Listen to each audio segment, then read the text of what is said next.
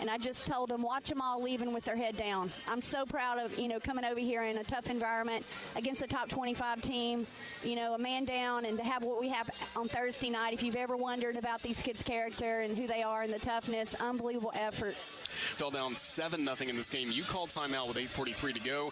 What changed in that, or what did you talk about, first of all, in that timeout with this group to eventually fight back in the first quarter? Just give our kids credit. I thought we took us a second there, but I needed to do a better job. I called one early at Texas, but just trying to find the words to stay positive with them. I'll have more in a moment. Producing championship quality lumber is not an easy process, but at Everwood Preserving, it's our only process. Wood treated right. Everwood offers top-notch pressure-treated wood for decks, outdoor structures, commercial jobs, and more that you can build your reputation on. When it comes to quality, we're on the winning team. Visit your local Everwood dealer today and discover the difference for yourself. Everwood Preserving Incorporated, the official lumber of the Alabama Crimson Tide. If you missed last night's episode of Hey Coach and the Nate Oates Show, presented by Alpha Insurance, catch it on demand on the Alabama Insider podcast, as well as a video archive on the CTSN YouTube page.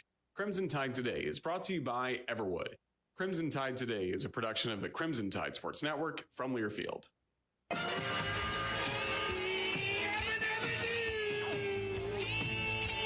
Can you get me a little typeset?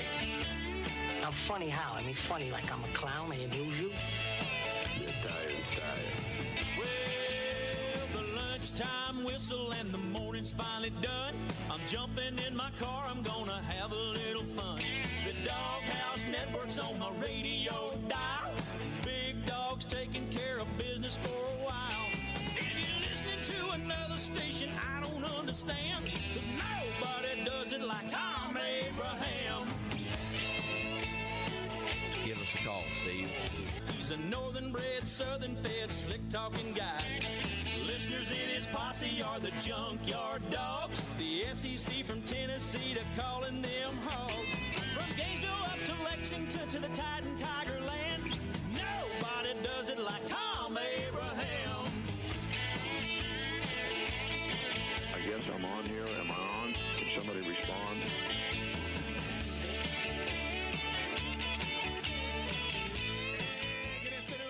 Welcome to the Tuesday edition, a top 10 Tuesday edition of the Thom Abraham Show. I'm your host, Thom Abraham. So glad that you have joined us today for this 2-hour exercise in radio excellence. I want to thank Hunk and Baby Abe for covering for me yesterday while I attended to some family business. But we are back in the saddle today with a good show for you today. I think we got a good show for you today anyway. We got a lot of room to get you in. We have a wide open first hour of the show. And for our top 10, we are going to look at the remaining 8 quarterbacks in the NFL playoffs and put them in some sort of order based on mobility, not ability, but mobility. Because make no mistake, mobility at quarterback is really dominating right now. And it makes you think about what's coming up in the upcoming draft. But mobility at quarterback, now, in the end, when we get to the Super Bowl, it may look a little different, but you could make a case right now that 6 of the remaining 8 quarterbacks are amongst the most mobile quarterbacks in the league. And look, I get it that back in the day that Matthew Stafford could get around pretty good, but really he's closer to Jared Goff than he is, Josh Allen. Sam Darnold can't move, and the 14-win Vikings came crashing down the last couple of weeks, just like the 13-win Vikings did a couple of years ago. Baker Mayfield, he can move a little bit. He's gone. Jordan Love, pretty much a pocket guy, gone. Now, Bo Nix can move pretty good, but Buffalo is on another level. I would not consider that C.J. Stroud is an overly mobile quarterback, but he did make some plays with his legs, and Justin Herbert does not. Gone. And Russell Wilson, forget about it. Gone. Now, the 2 guys that did not play this week, Jared Goff is a statue with a great offensive line. And Patrick Mahomes is a unicorn. He does a ton of damage in the pocket, but can definitely change the game with his legs when he needs to. So we get 5 blowouts and 1 competitive game in the first round of the NFL playoffs, which only proves the point that we really need more SEC teams in the tournament. I mean, that's, see what I did there? They should have put Cincinnati in. We had 1 competitive game. And that dude, Zane Gonzalez, what the heck was up with that? Did you see that guy going onto the field for Washington, playing with his hair? He kept playing with it. He got no hair. He kept, like, adjusting his hair. I mean, dude was choking up a lung. And then he goes up there for a 36-yarder or a 38-yarder, whatever it was, and bangs it off the post and in. I don't know what was going on with the hair thing. That was crazy. I didn't understand it. A.J. Brown reading a book on the sideline was wondering, what the heck is that guy doing with his hair? All right, we welcome those of you that are watching on WZZN TV, our YouTube channel, and on X as well. Check that if you haven't yet, as well as our listeners on the 97.7 ESPN app, and those listening over the air in Winchester, Tennessee on ESPN Winchester and on the ESPN Winchester app. Lines are open at 256-576-4977. You can text the show, 732-9TA-SHOW, 732-982-7469 for those of you that are Alpha Challenge. It's a great way to communicate with us. My X feed is at Thom Abraham Show. Zone is on X at 97.7 ESPN. And you can go ahead and throw a follow to ESPN Winchester as well, at ESPN Winchester. Speaking of apps, go ahead and snag not only the Zone app, the Talk Radio app, that's Talk Radio WZZN, for more great programming, and the ESPN Winchester app. Get them all. Put them side by each right there on your phone. My studio lights on. Yeah, they are. Freaking cold in here.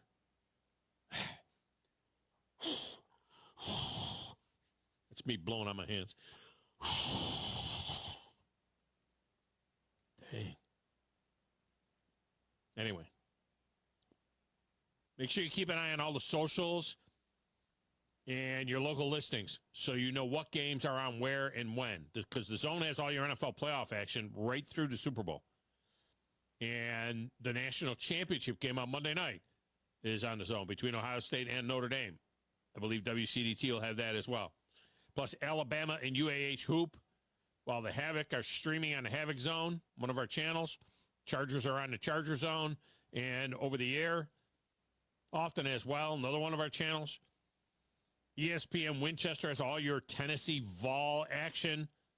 Some high school hoop there as well. And don't forget about your big Zone deals.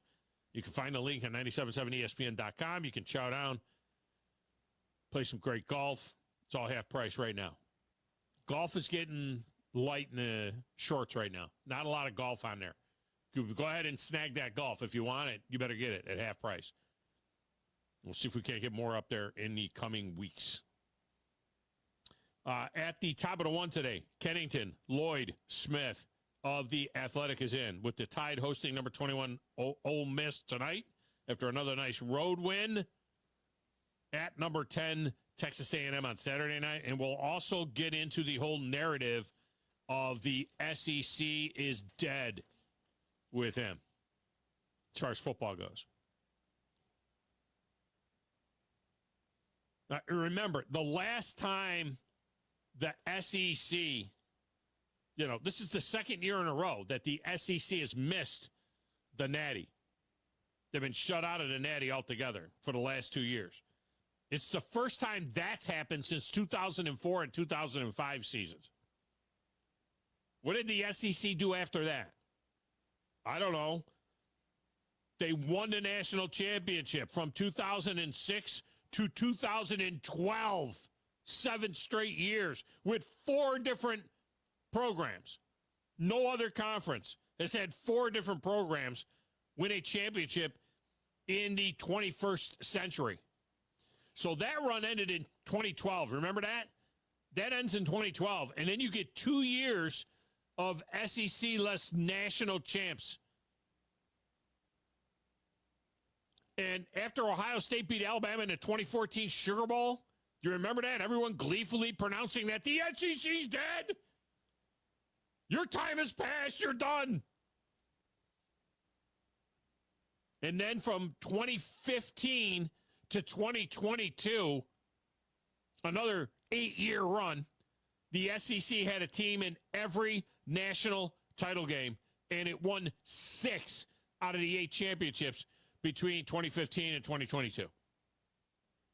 And 3 different schools accounted for that. And we're still waiting on 3 different schools from any other conference to win a natty in the 21st century. You might get 2 from the Big Ten, Michigan and Ohio State. They can have 18 teams, 28 teams, 58 teams. You got 2 that win a natty. And that's assuming Ohio State could beat Notre Dame. And they are a huge favorite in that. I think it's only the 4th time since 98 when Tennessee won the natty. In the BCS era started in 98, right? I think this is the 4th time since 98 that we've had a double-digit champion. 2 of the 3 previous times, or maybe this is the 5th. I don't know. I'll look up my notes on it. 2 of the 3 previous times that there was a double-digit dog in the natty, the dog won outright. So there's that out there as well. All right, lots to get to on the show today. But first, let's get our dude in here. Playing the Players That Matter, the Stacks of Wax, answering the phones, having to put up with you people yesterday. My guess is that some particular point in time, Wolverine Dan called and said, you better get used to the North competing for national championships now because NIL. Do you know who I am? No, who is this? Who is this guy? Who in the blue hell are you? I'm the producer of this show. If I didn't step up, you're nowhere. I put this thing together out of spit and polish. I'm very important. I think this is one of the traits of a really good producer. Keep the talent happy. I don't like violence, Thom. I'm a businessman. You want to boo me? Fine. Keep your friends close, but your enemies closer. You come at the Kings, you better not miss. Know your role and shut your mouth, you jabroni! And show for y'all. Got a damn good show. I will not wear that gaudy one. Thom? Hey, Thom?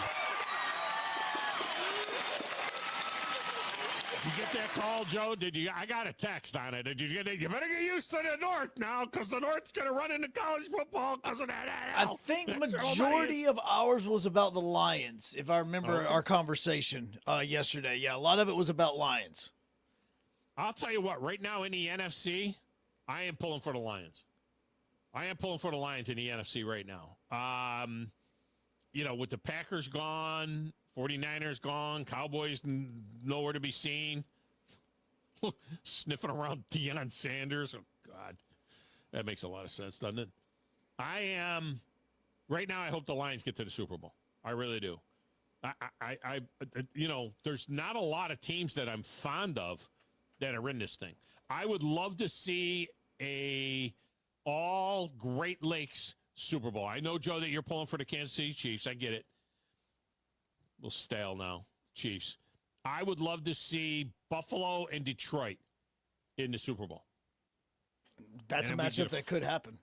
Yeah, I know. We could get a first-time winner, If they, but the Bills have to go through the Ravens and they have to get through the Chiefs to get to that. I say Chiefs like I'm already saying they're going to beat the Texans, but they're a big favorite, And the thing is that the only game this weekend, of the 4 games this weekend, the only game that has a close line really is the Bills and the Ravens. Bills are a 1.5 point favorite. All the rest of them.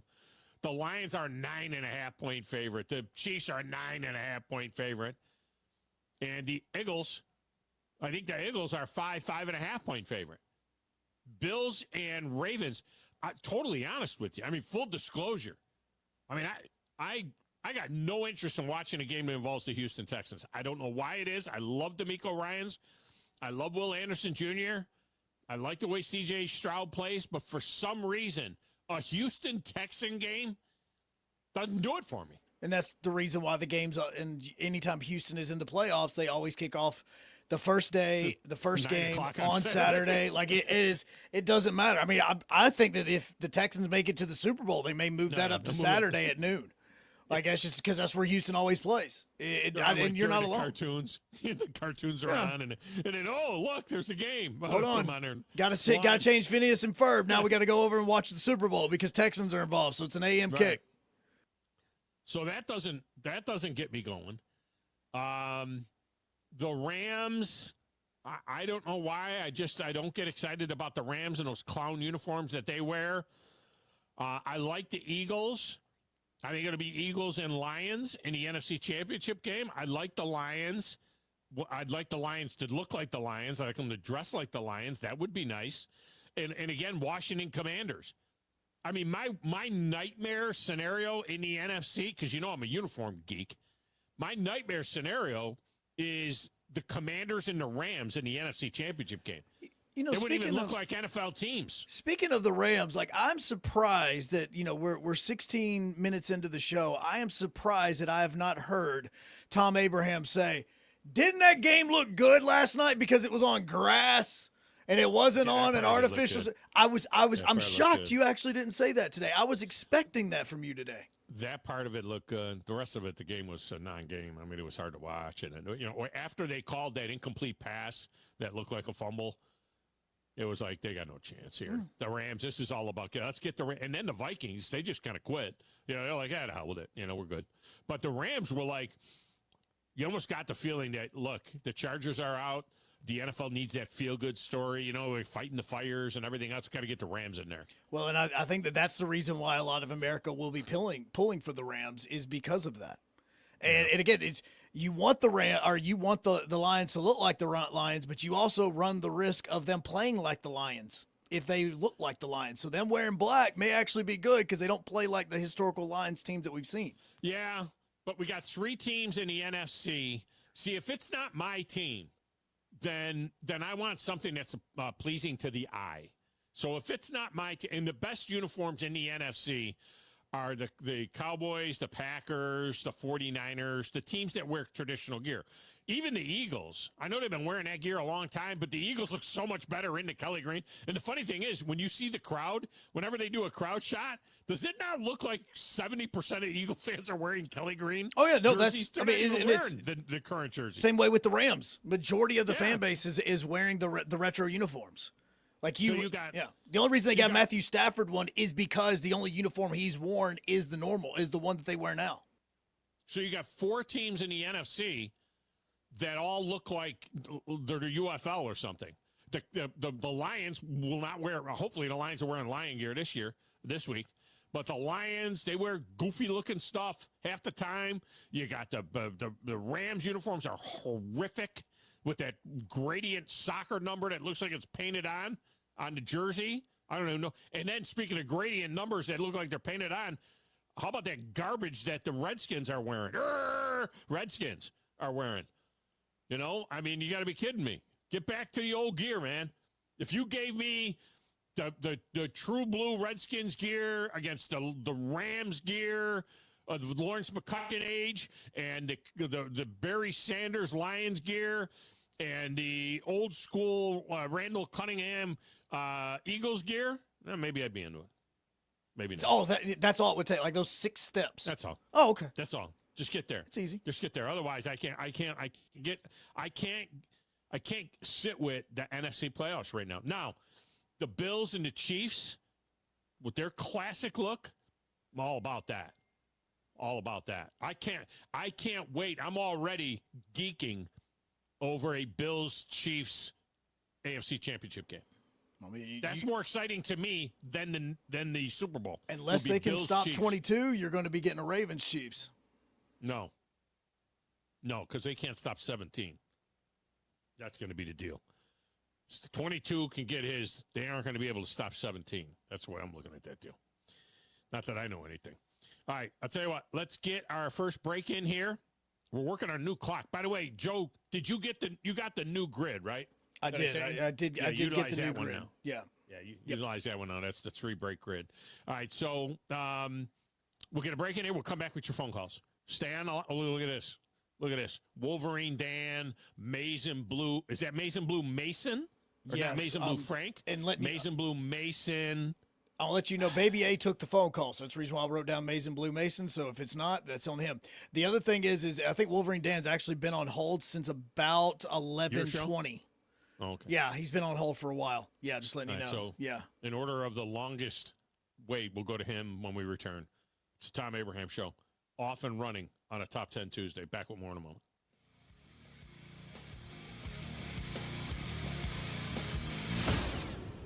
You've got to experience Toyotathon at Bill Penny Toyota. They've got the selection with over 700 new Toyotas to choose from. And they've got the extras with Bill Penny perks and a 10-year unlimited warranty. So get on over to Bill Penny Toyota today and experience Toyotathon. Bill Penny Toyota in Huntsville and online at BillPennyToyota.com. Bill Penny's Toyota 10-year unlimited warranty is valid through the 10th year of ownership. Valid on new vehicles only. See dealer for details. The state's largest orthopedic group is growing to meet the needs of the patients in our community. The Orthopedic Center has long been the most trusted name in orthopedics in North Alabama. So as our area continues on the fast track, so does the need for premier orthopedic care anywhere and anytime you need it. TOC is proud to announce the opening of our new locations in Albertville and Hampton Cove, along with the grand opening of our newest office in Decatur. These clinics will offer the same high-quality orthopedic care you have come to associate with TOC, with the convenience of being closer to home. As a patient, your time is your most precious asset, and we recognize that at TOC. That's why we are also proud to announce the opening of our urgent ortho clinics to handle those bumps and bruises that need prompt attention. These clinics are available to care for acute orthopedic injuries with no appointment necessary. With 38 physicians, 20 centers of excellence, and now more than a dozen locations to serve you, TOC will continue to be the name you turn to for the best orthopedic care at the right time. Visit our website at visittoc.com for more information. TOC, helping you live a better life. Flying nonstop from Huntsville is a breeze on Breeze Airways. They're nice people, flying nice people to nice places on really nice planes. Let's be direct. Nonstop from Huntsville to the places you want to go. Las Vegas, Orlando, or Tampa starting at $49. It's time for a weekend getaway or a long overdue week away. Time to check in using the convenient Breeze app and check out. What are you waiting for? Book today at flybreeze.com. That's flybreeze.com. Breeze Airways. Seriously nice. The state's largest orthopedic group is growing to meet the needs of the patients in our community. The Orthopedic Center has long been the most trusted name in orthopedics in North Alabama. So as our area continues on the fast track, so does the need for premier orthopedic care anywhere and anytime you need it. TOC is proud to announce the opening of our new locations in Albertville and Hampton Cove, along with the grand opening of our newest office in Decatur. These clinics will offer the same high-quality orthopedic care you have come to associate with TOC, with the convenience of being closer to home. As a patient, your time is your most precious asset, and we recognize that at TOC. That's why we are also proud to announce the opening of our urgent ortho clinics to handle those bumps and bruises that need prompt attention. These clinics are available to care for acute orthopedic injuries with no appointment necessary. With 38 physicians, 20 centers of excellence, and now more than a dozen locations to serve you, TOC will continue to be the name you turn to for the best orthopedic care at the right time. Visit our website at visittoc.com for more information. TOC, helping you live a better life.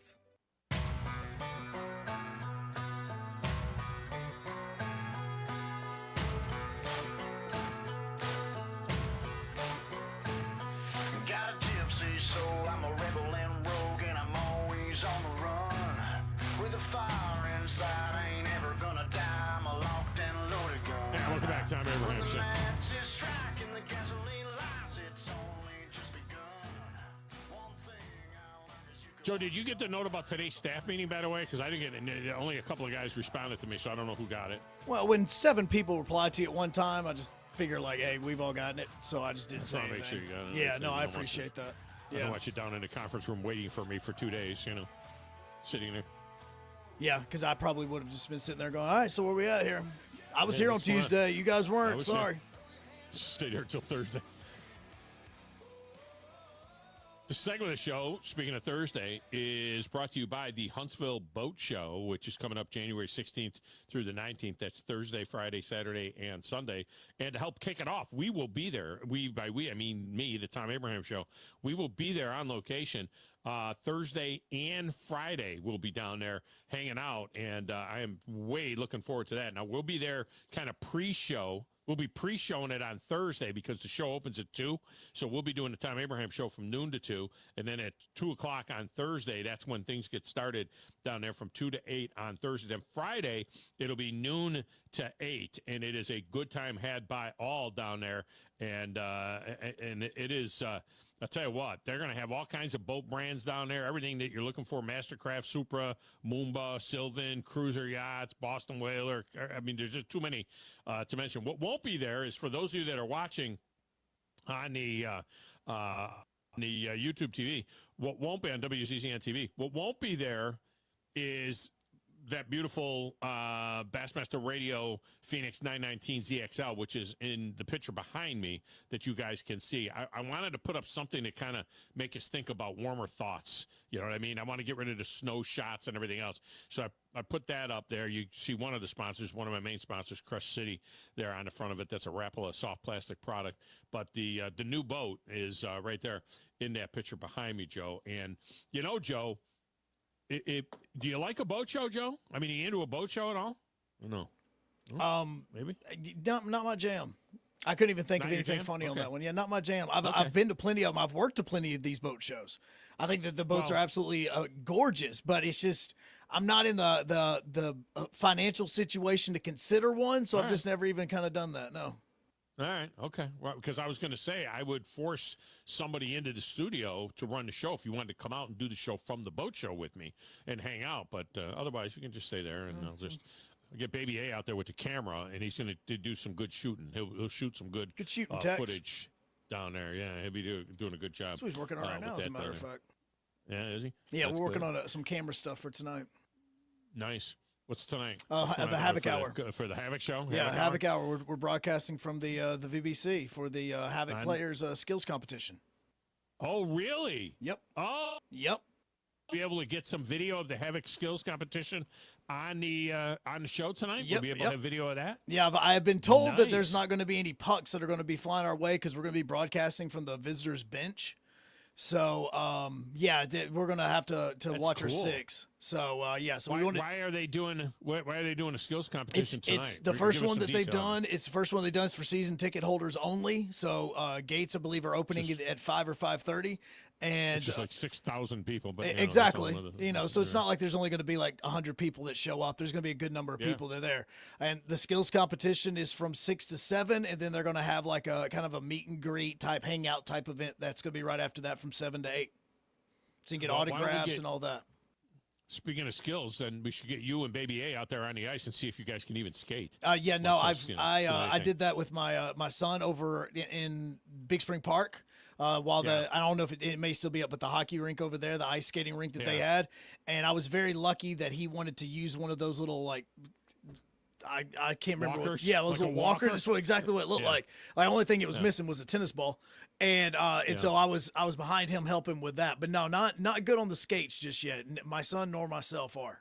Were you wearing hockey skates, or were you wearing? So you weren't wearing the toe pick. You weren't wearing the figure skates. No. They were all ice skates, and so my wife tried to lace up my son's hockey skates the first time, and like his ankles were going inward, and I said, all right, no, we got to fix this.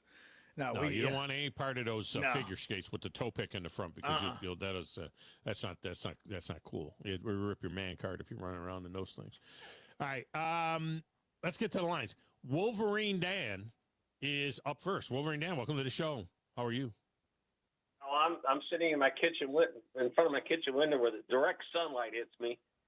Man, nice. I can't handle this. This is just too cold, Tom. It's just too cold.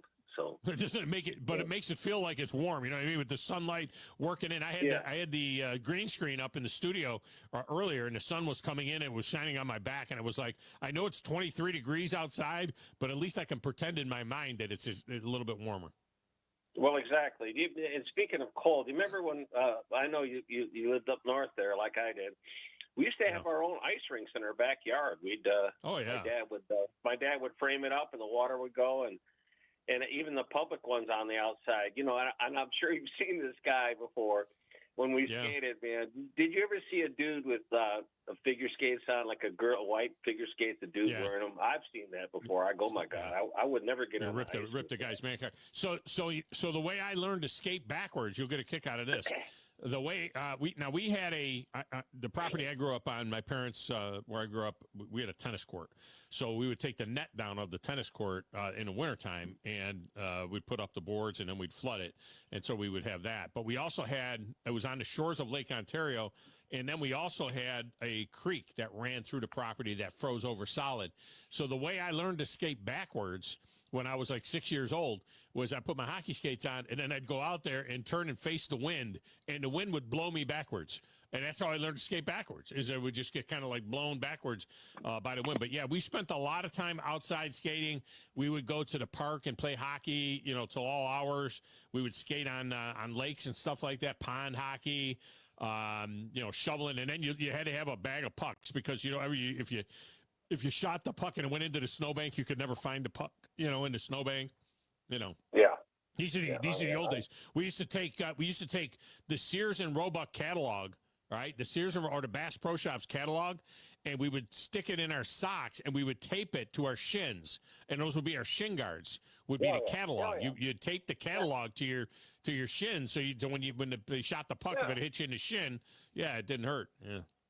Back in the day, you had lunch moms and everything, at these elementary schools that we used to go to. I was a safety boy. There was a voluntary thing if you wanted to do it. And we get, the kids in and out, fellow students. And then after we finished with everybody getting into the school, the lunch moms would always get us to go to the kitchen before we go to our class, and they have a big pot full of hot chocolate, man. So you wore that, you wore that thing that with the orange across the chest and the belt on it. Yeah, that kid at my school, that kid was the kid that was out there ice skating in white figure skates. I just wanted to tell you that. Wow, come on, Tom. Just saying. It was a come on, crossing guard. You were a crossing guard? Are you kidding me?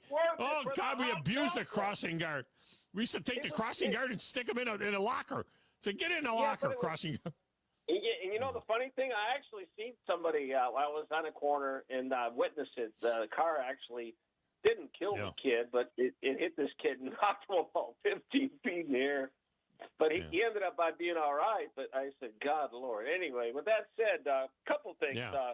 You mentioned the fact that even if Ohio State won, all these national championships you guys had and everything, and but I know one thing that has been done that we can hang our hat on, and I'm hoping Keith, the Michigan fan, calls in because we want to go triple dipper with the Michigan take.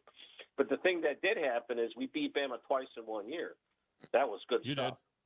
Yeah, you did. Yeah. Enjoy so it. Anyway, with that said, let's talk a little bit about the Lions, okay? Now, first off, the gear, the helmet I like, the helmet for the Lions is back in the 50s. It was the lion with the double bar, the blue and the silver. That looked good. I like that helmet. But I'm telling you, Tom, and they always had the silver helmet. Even in the 50s, they had the silver helmet. In the 50s, they had the silver helmet with no lion on it. They had just a solid silver helmet. Right. And it looked like Notre Dame, but only silver instead of gold. And then they went to put the lion on. This whole thing with the black helmet or the dark blue helmet with the black lion, that's all modern Nike stuff, and it's awful, terrible. Well, okay, so that's the next thing I was going to bring up is that, to be honest with you, I'm sorry, while I'm doing this, I might be making noise. I'm making bacon, so in my pan here. So anyway, no, I like the black. I think the black is badass.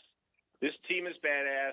And no, golf is along with Stafford now, not a very mobile quarterback. Golf. I get it. Not golf. Well, that's what I call whatever. Anyway, he's not a mobile quarterback. I understand that. But when you have Knuckles and Sonic, you really don't have to. I mean, that especially Gibbs, how fast he is. He's unbelievably fast, quick, and you got to honor that. See, and that's what and golf does move a little bit. He's caught a touchdown pass this year. But he's not mobile. The other guys are mobile guys. They all can. Obviously, they're all athletes. Stafford remember Matt Stafford when he was there used to run a lot, but he ran for his life because they were so bad. He had to run for his life back then. Yeah. Those guys they can move, but they're not. That's not what they are. They're not Josh Allen. They're not Lamar Jackson. They're not Jaden Daniels. So the Minnesota quarterback, when we played him, we put pressure on him. We sacked him. We hit him, and even though this is kind of a makeshift defense and getting players back, our starting linebacker was a big help as Aloni. But the thing is, Tom, if we can get to these quarterbacks, even if they scramble, then we make them pay. It's the attitude. This team has that attitude. It's a nasty team when it comes to defensive side. They like to freaking put the hit on people. So, and we never really. It's been a long time since we had that. Maybe back in the day with Wayne Walker and Alex Karras, Mike Lucci. Those guys was that was. Wow, Mike Lucci. Wow, you went old school. Mike Schmidt. You went old school with those guys. Schmidt, Night Train Lane. There you go. Night Train Lane. Yeah. So anyway, Charlie Sanders to me to this day was one of the best tight ends. He's got to be a top 10. Charlie Sanders. He invented. He was one of the guys one of the early guys with the end zone dance. They used to do the end zone dance. By the way, they will not be wearing their NFL playoff uniform rules do not allow teams to wear their alternate uniforms in the playoffs. So they will be wearing blue over silver or blue over blue, but they will be wearing, at least they'll look somewhat like the Lions, and they'll be wearing a silver helmet. Yeah. I'm thinking blue over silver. I'm not crazy about the blue on blue, but the thing is this, Tom. I'm excited about this playoffs. What more action, more excitement? I got to go with the AFC when it comes to playoffs. Because these three teams, I'm talking about Baltimore, Buffalo, and Kansas City. They're exciting, man, and it's going to be fun to watch this Buffalo-Kansas City game. There's some. If it happens, if it happens, you still got to get through. The Ravens are a thing. I'm not going to go on and say it's absolutely going to happen. Well, I like our odds. Way things are setting up, and we're having a 2-week bye. I'm just worried about us being a little stale when we come out. But I think if we can just keep establishing this run, and I said yesterday to everybody that was there for you, I mentioned to the offensive line we have, these offensive line we have, all of them can catch passes, all of them can score touchdowns because they have. And the offensive line we have, not only are they huge, but the one thing they have that makes a great offensive lineman is the way he moves on his feet. If he's quick on his feet and he's good on his feet, everything else, they're all just as strong as each other and just as big, but it's the footwork. And our offensive line's got great footwork, and that's the reason why I think our running game is so good. Yeah, very athletic. There's no doubt about it. All right, Wolverine Dan, good job by you. Appreciate it. All right. Joe, I got a text here, unsigned text. John is supposed to be running the Coke race on the ice at the Havoc barefoot. Brandon called him Skinwalker Abraham. Yeah, please tell me that my son is not going on the ice in bare feet. He wants to, and we have tried. Yeah, we've tried explaining to him about how moronic that idea is. Because we have talked about it, and we would love to see the Coke race happen as one of the skill competitions going on tonight, which we don't know we don't know what all it is. I think there's going to be like a dodgeball competition. But yes, he would like to run across the ice barefoot. You can't do that. You would stick to the ice. Well, and terrible. Ice after it's been skated on, kind of sharp, things. It'd be a little sliced up on the bottom of his feet. Yeah. Him, is he still there? Tell him do not do that. All right. Hey, he says don't do it. Yeah, don't do the ice barefoot. That's terrible. That's a terrible idea.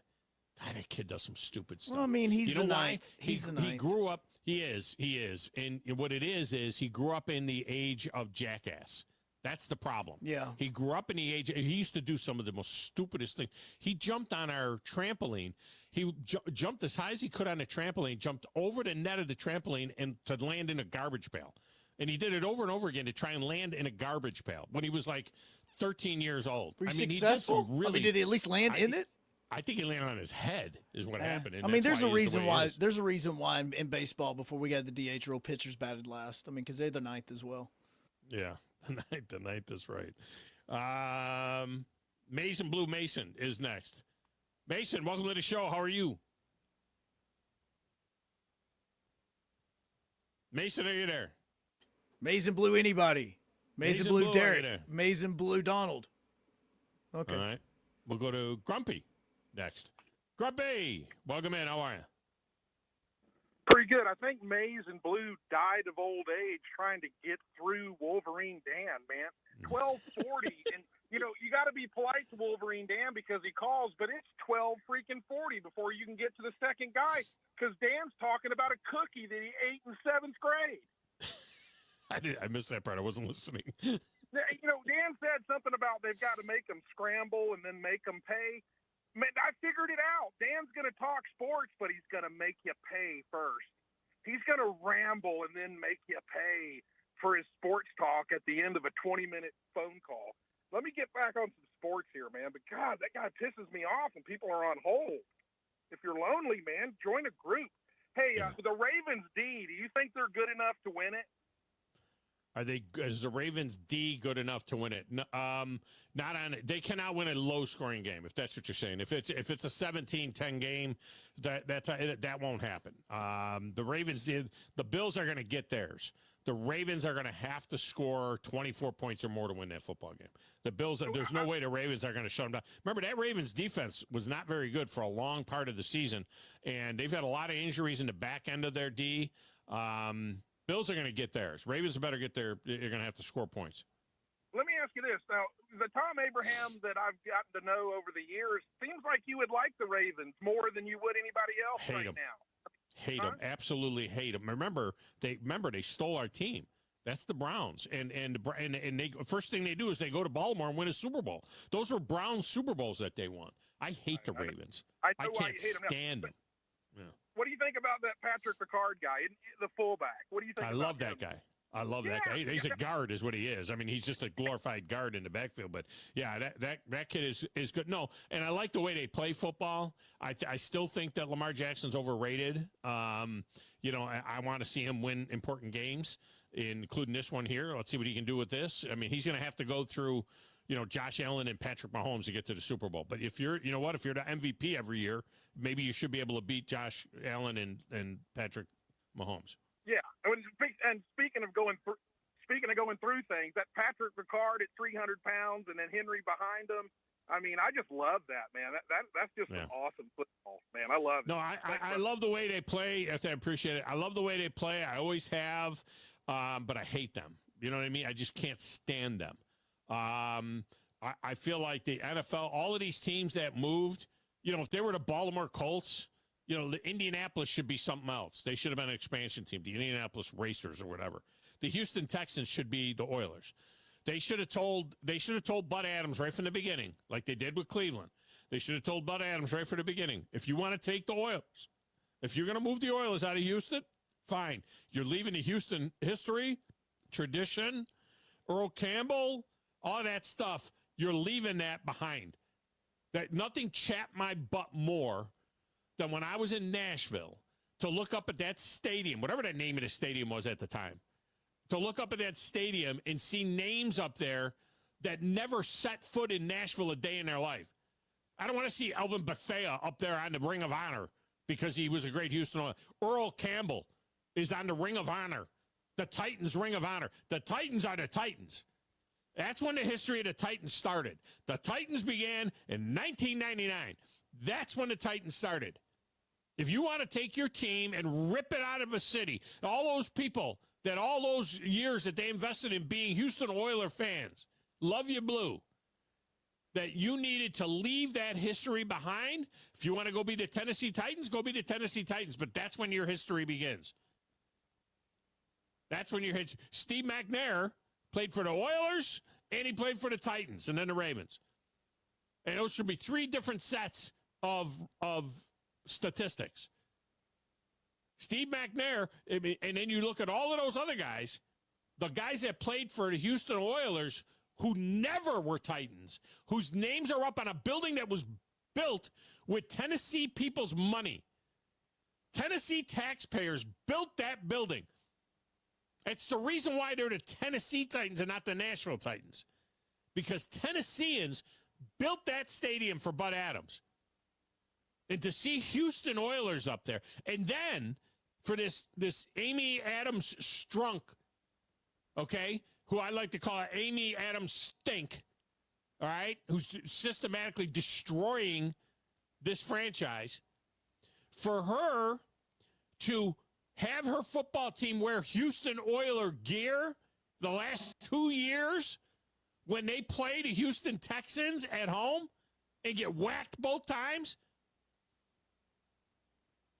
NFL should step in and stop that. It's hurtful, it's punkish, it's a bad troll, and it's a bad look on her part. And does she even live in Nashville? Bud never lived in Nashville. Had an apartment in Nashville. Bud flew in and out of Houston. Well, if Houston was good enough for the Adams family, then why the heck wasn't it good enough for the Houston Oilers? And you should have stayed there. And at the very least, when you left there, you should have let those people be the Houston Oilers. And those people in Baltimore should be the Baltimore Colts. Now, with the Colts, they left him, I don't know, I'm making this up, Joe, but I'm on a roll here. I'm on a run. But the Colts left in, I want to say, 83, 84. And they don't steal the Browns from Cleveland until 10 years later, 94, 95. I'm guessing, in my head, I'm saying that the Colts left in 83 or 84. They left Baltimore. And then they unretired numbers. And then Johnny Unitas told them. Johnny Unitas said, I don't want any part of the Indianapolis Colts. Give somebody 19. And they did at first. They said, so unless somebody can wear 19, I don't care. I wasn't an Indianapolis Colt. I was a Baltimore Colt. It was 1983. 1983, Joe? 1983 around 12:01 a.m. The other thing, Joe, that you could check here during a break, we'll go to break. The other thing you can check is, did the Baltimore Ravens retire number 19? I can't think of anybody wearing 19 for the Baltimore Ravens. Did they retire Johnny Unitas' number? We'll get a break. We'll come back. Final segment of this hour is next, right here on the Thom Abraham Show.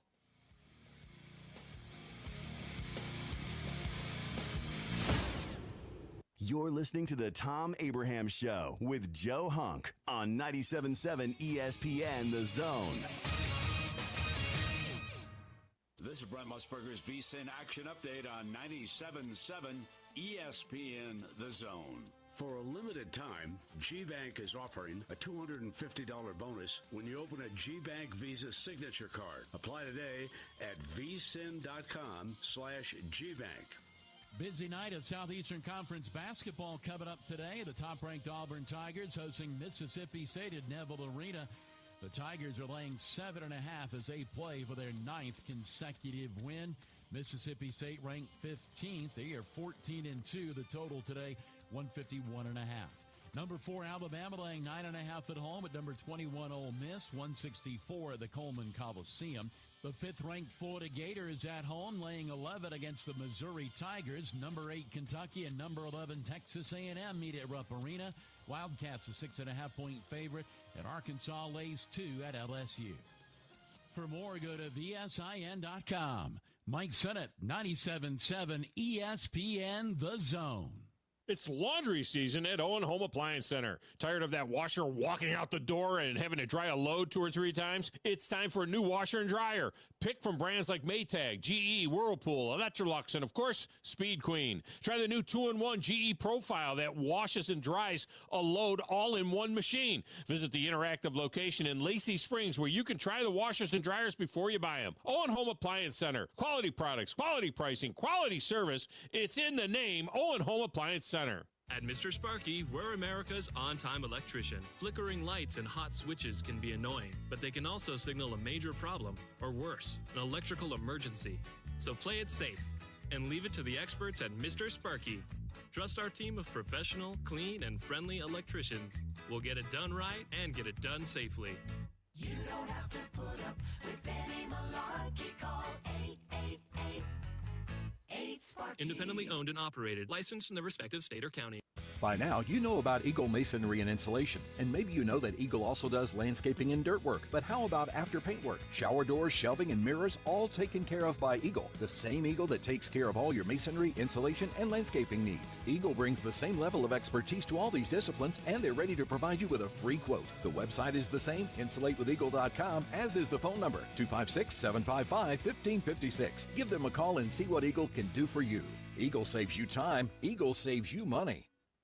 Hey folks, this is Arthur Seaton, managing partner at University Kia, proudly saying Roll Tide and War Eagle. Stop into University Kia today and shop one of the area's largest selection of new Kias, including Fortes, Seltos, Telluride, and Popular Carnival, and fully electric EV6. View all the great specials at universitykia.com and get pre-approved in minutes so you can drive home your new Kia you really want, because we want to see you in a University Kia.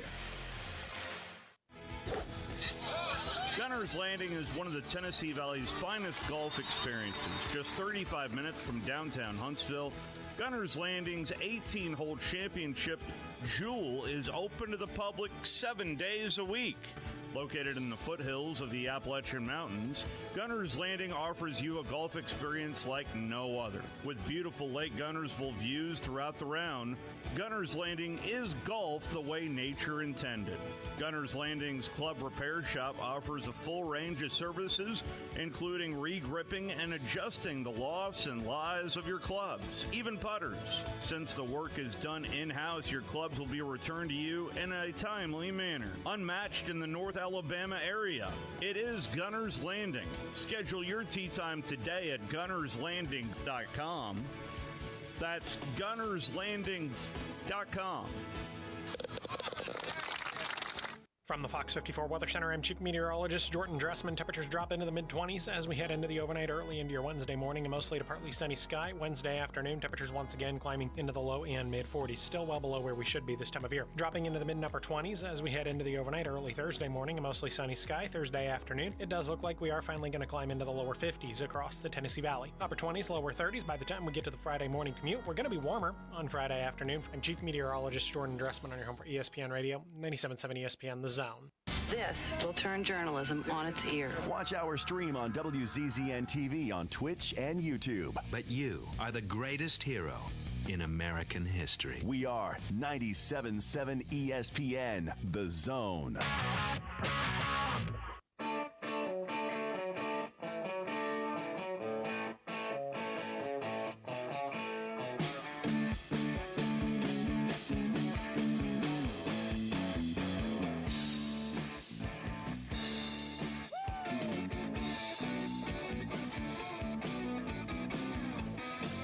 Segment of the Thom Abraham Show is brought to you by the award-winning service department at Woody Anderson Ford.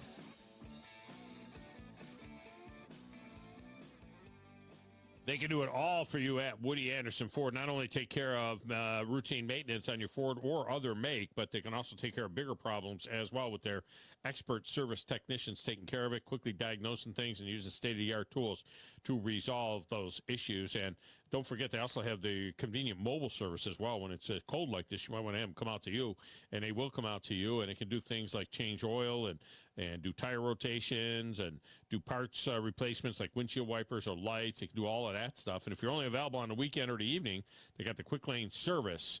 It is your one-stop shop to service brakes and tires and batteries and that type of stuff as well. Go to WoodyAndersonFord.com to make an appointment. It's Woody Anderson Ford, ensuring quick, professional, and exceptional service. I've been avoiding it, Joe. Joe just put on my call screen that somebody wants to know what the results were in Beat the Big Dog. I've been avoiding it, Joe. I mean, trust me, you don't avoid it when you win, because I think we start the show with it when you win. Yeah, you do. You do. This was a fight on short bus. I'm going to tell you that right now. Porch Dog, he went 2-4. He won with Notre Dame, and he won with the Eagles. He lost with Texas, the Steelers, the Broncos, and the Bucks. He was 2-4. And that was good enough to beat me. So embarrassing. I mean, this year has just, I said I should have my son make the picks for me. I should have the knuckle dog, my oldest son, and let him make the freaking picks. Because I can't hit anything. I went 1-5. Just when I was approaching the Mendoza line. I had Penn State in a 1.5, no good. I had Texas in 5.5, no good. I had the Steelers plus 9.5, they suck. I had the Buffalo Bills, thank goodness. I had the Packers plus 4.5, forget about it. And I had the Tampa Bay Buccaneers. Just awful. So congratulations to the porch dog, as he got the victory there. Now, cleaning up some business in the Friday trifecta, there was a bunch of guys that made, remember, we had to carry over. We had the carryover, the first trifecta. It's a 6-week run to the Super Bowl, and we had to carry over. So Crimson Carl hit the 3 picks from the first week and the 4 picks from the second week. Crimson Carl is 7-0. 7-0, so he got 4 points. Jay in Athens picked up 3 points. He hit it this week. Badger Larry has a couple of points, picked up a point each week. And Grumpy and the Crackho, Joe, it's a noun, not an I zoned adjective. out for a second. Okay. It's a noun. That's the person calls themselves Crackho. I don't know. That's what they got a point. They got a point. All right, coming up next, Kennington, Lloyd Schmidt the third from The Athletic is next on the Thom Abraham Show. Orthopedics. You're thinking bones, muscles, and joints, right? Well, what else comes to mind? Maybe your spine, therapy, or an arm cast? What about sports medicine? What do you think about when you hear that? Are you thinking about the largest orthopedic group in the state, caring for the most student athletes in North Alabama?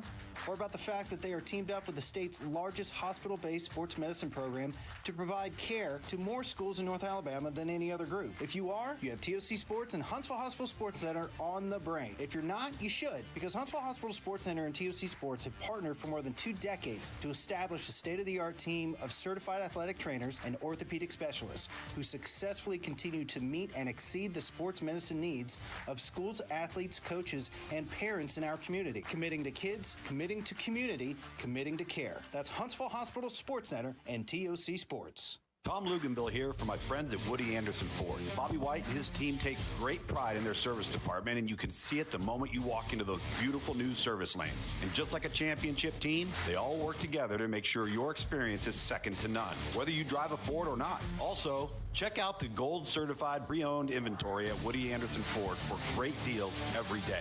Stop by and see them at Jordan and Sparkman or at Woody Anderson of Madison on Hughes Road, or visit WoodyAndersonFord.com. Mark and Henry McDaniel, attorneys at law, are proud alumni of Madison Academy, and Madison Academy is proud of them. They have served our community through their practice, through volunteerism and service on national, state, and local boards. They explain the complexity of critical court rulings on local media. Their successful practice has been built on integrity. Both are veterans of MA Athletics and proud sponsors of Mustang football. McDaniel and McDaniel, attorneys at law. No representation is made that the quality of the legal services to be performed is greater than the quality of legal services performed by the lawyer. Normally, when you call a roofing company, all you hear is, you need a new roof. Not when you call Fleming Roofing and Restoration. Since 1965, the folks at Fleming have been focused on what you need. This is SportsCenter. I'm Christine Lisi. Perhaps a Dallas reunion for Jerry Jones and Deion Sanders as the Cowboys search is underway to replace coach Mike McCarthy, who the team mutually agreed to part ways with yesterday. The Cowboys owner and GM and former Dallas cornerback and current Colorado coach spoke yesterday, are expected to continue their dialogue. Sanders told ESPN's Adam Schefter to hear from Jerry's delightful and intriguing. He loves and believes in Jerry, but he loves Boulder and everything there is about their team. McCarthy is expected to interview with the Bears for their head coaching vacancy as early as tomorrow. The Saints are also expected to talk to him as well. Texas receiver Isaiah Bond told ESPN's Pete Thamel he's leaving school early to enter April's NFL draft. He profiles as one of the fastest players in the draft and ranks as the number 6 receiver in ESPN analyst Mel Kiper Jr.'s draft rankings.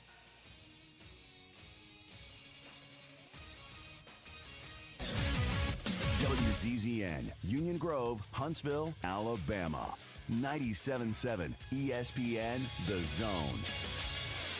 The state's largest orthopedic group is growing to meet the needs of the patients in our community. The Orthopedic Center has long been the most trusted name in orthopedics in North Alabama. So as our area continues on the fast track, so does the need for premier orthopedic care anywhere and anytime you need it. TOC is proud to announce the opening of our new locations in Albertville and Hampton Cove, along with the grand opening of our newest office in Decatur. These clinics will offer the same high-quality orthopedic care you have come to associate with TOC, with the convenience of being closer to home. As a patient, your time is your most precious asset, and we recognize that at TOC. That's why we are also proud to announce the opening of our urgent ortho clinics to handle those bumps and bruises that need prompt attention. These clinics are available to care for acute orthopedic injuries with no appointment necessary. With 38 physicians, 20 centers of excellence, and now more than a dozen locations to serve you, TOC will continue to be the name you turn to for the best orthopedic care at the right time. Visit our website at visittoc.com for more information.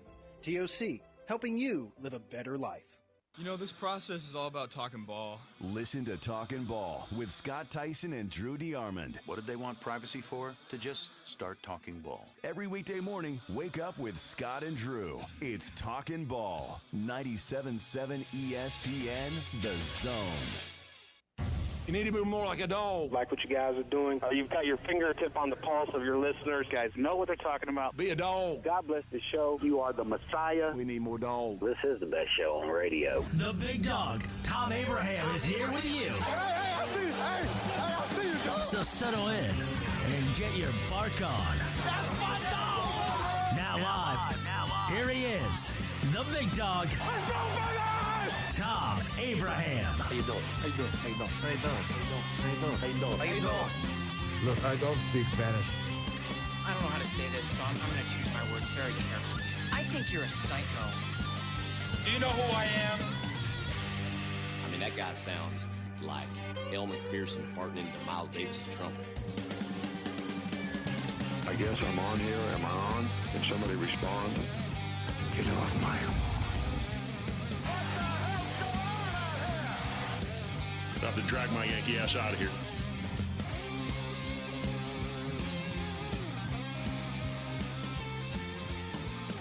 And welcome back, hour number 2 of the Thom Abraham Show. This segment of the show is brought to you by Owen's Home Appliance Center. You know, it is laundry season at Owen Home Appliance Center, and maybe you're getting tired of that washing machine making all that noise every time it goes into the spin cycle, or maybe you're tired of having to dry a load 2 or 3 times to get it dry. Well, that means it's time for a new washer and dryer, and you could pick from brands like Maytag and GE and Whirlpool and Electrolux, and of course Speed Queen as well at Owen Home Appliance Center. They got great deals on all of those. Plus, you got to check out this new 2-in-1 GE profile that washes and dries a load all in the same machine. I saw it down there. I still can't get over it.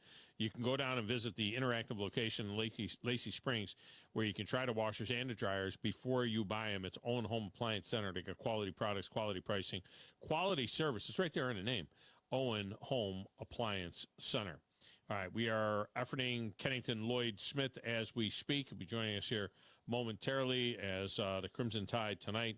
They will host Ole Miss. They have moved up to number 4 in the rankings after another impressive road win, this time at Texas A&M. And, man, I'll tell you what, the SEC just absolutely loaded for bear. Auburn is now number 1 in the country.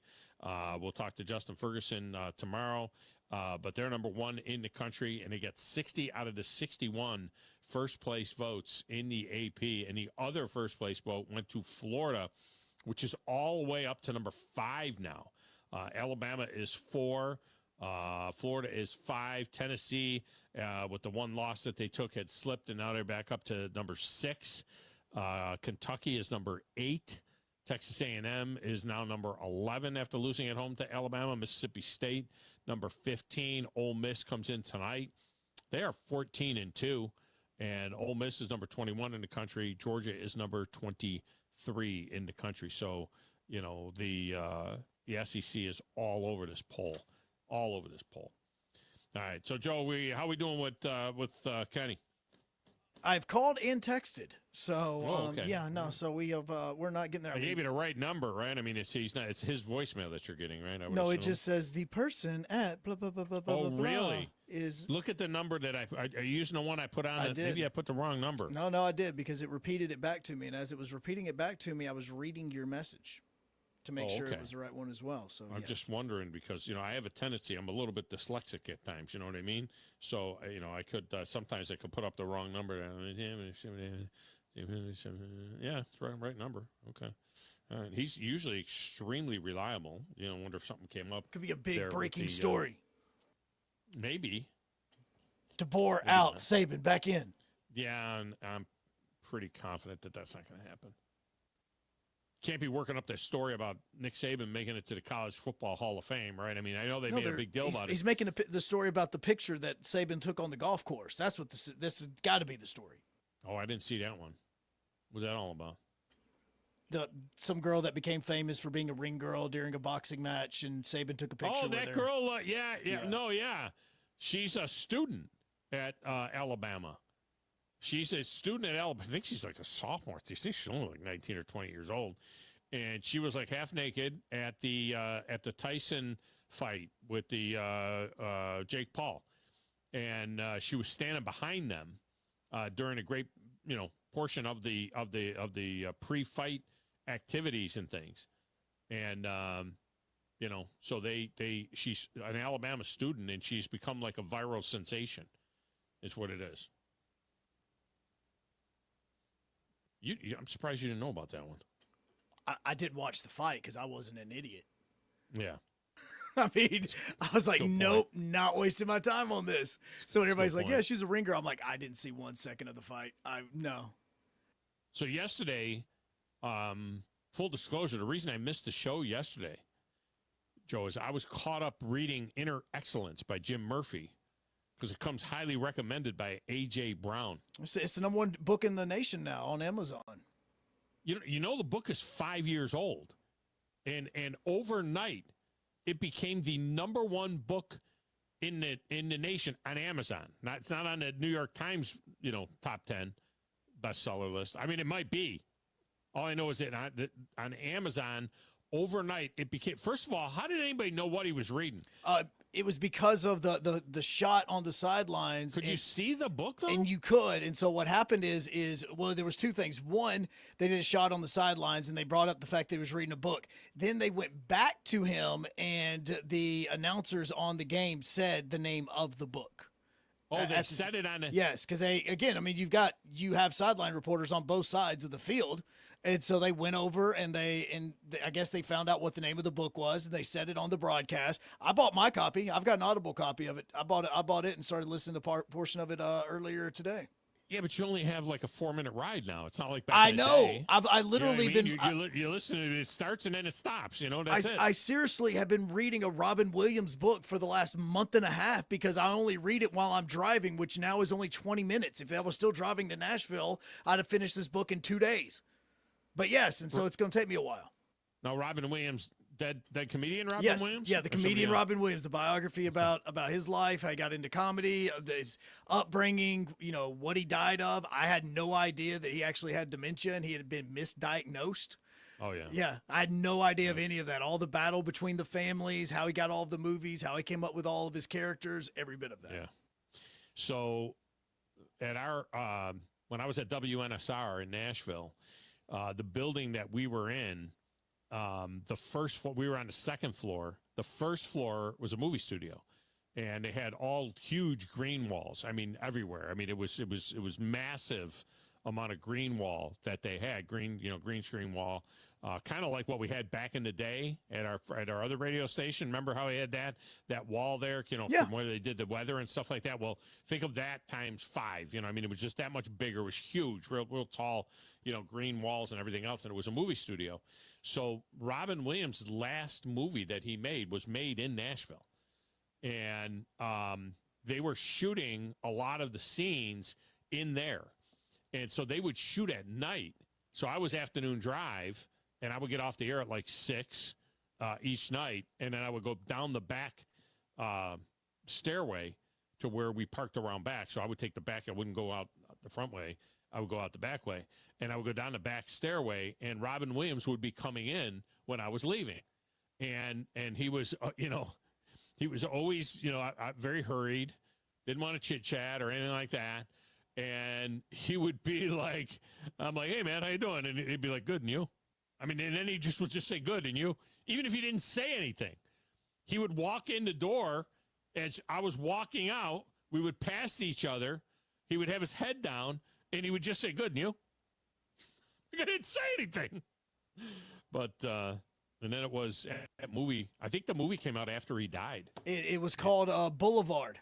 I just I just looked it up. It is what's crazy about this is on the movie. The movie did come out in 2014 after he passed away, and what's crazy about it is he had 5 other movies that came out after he died.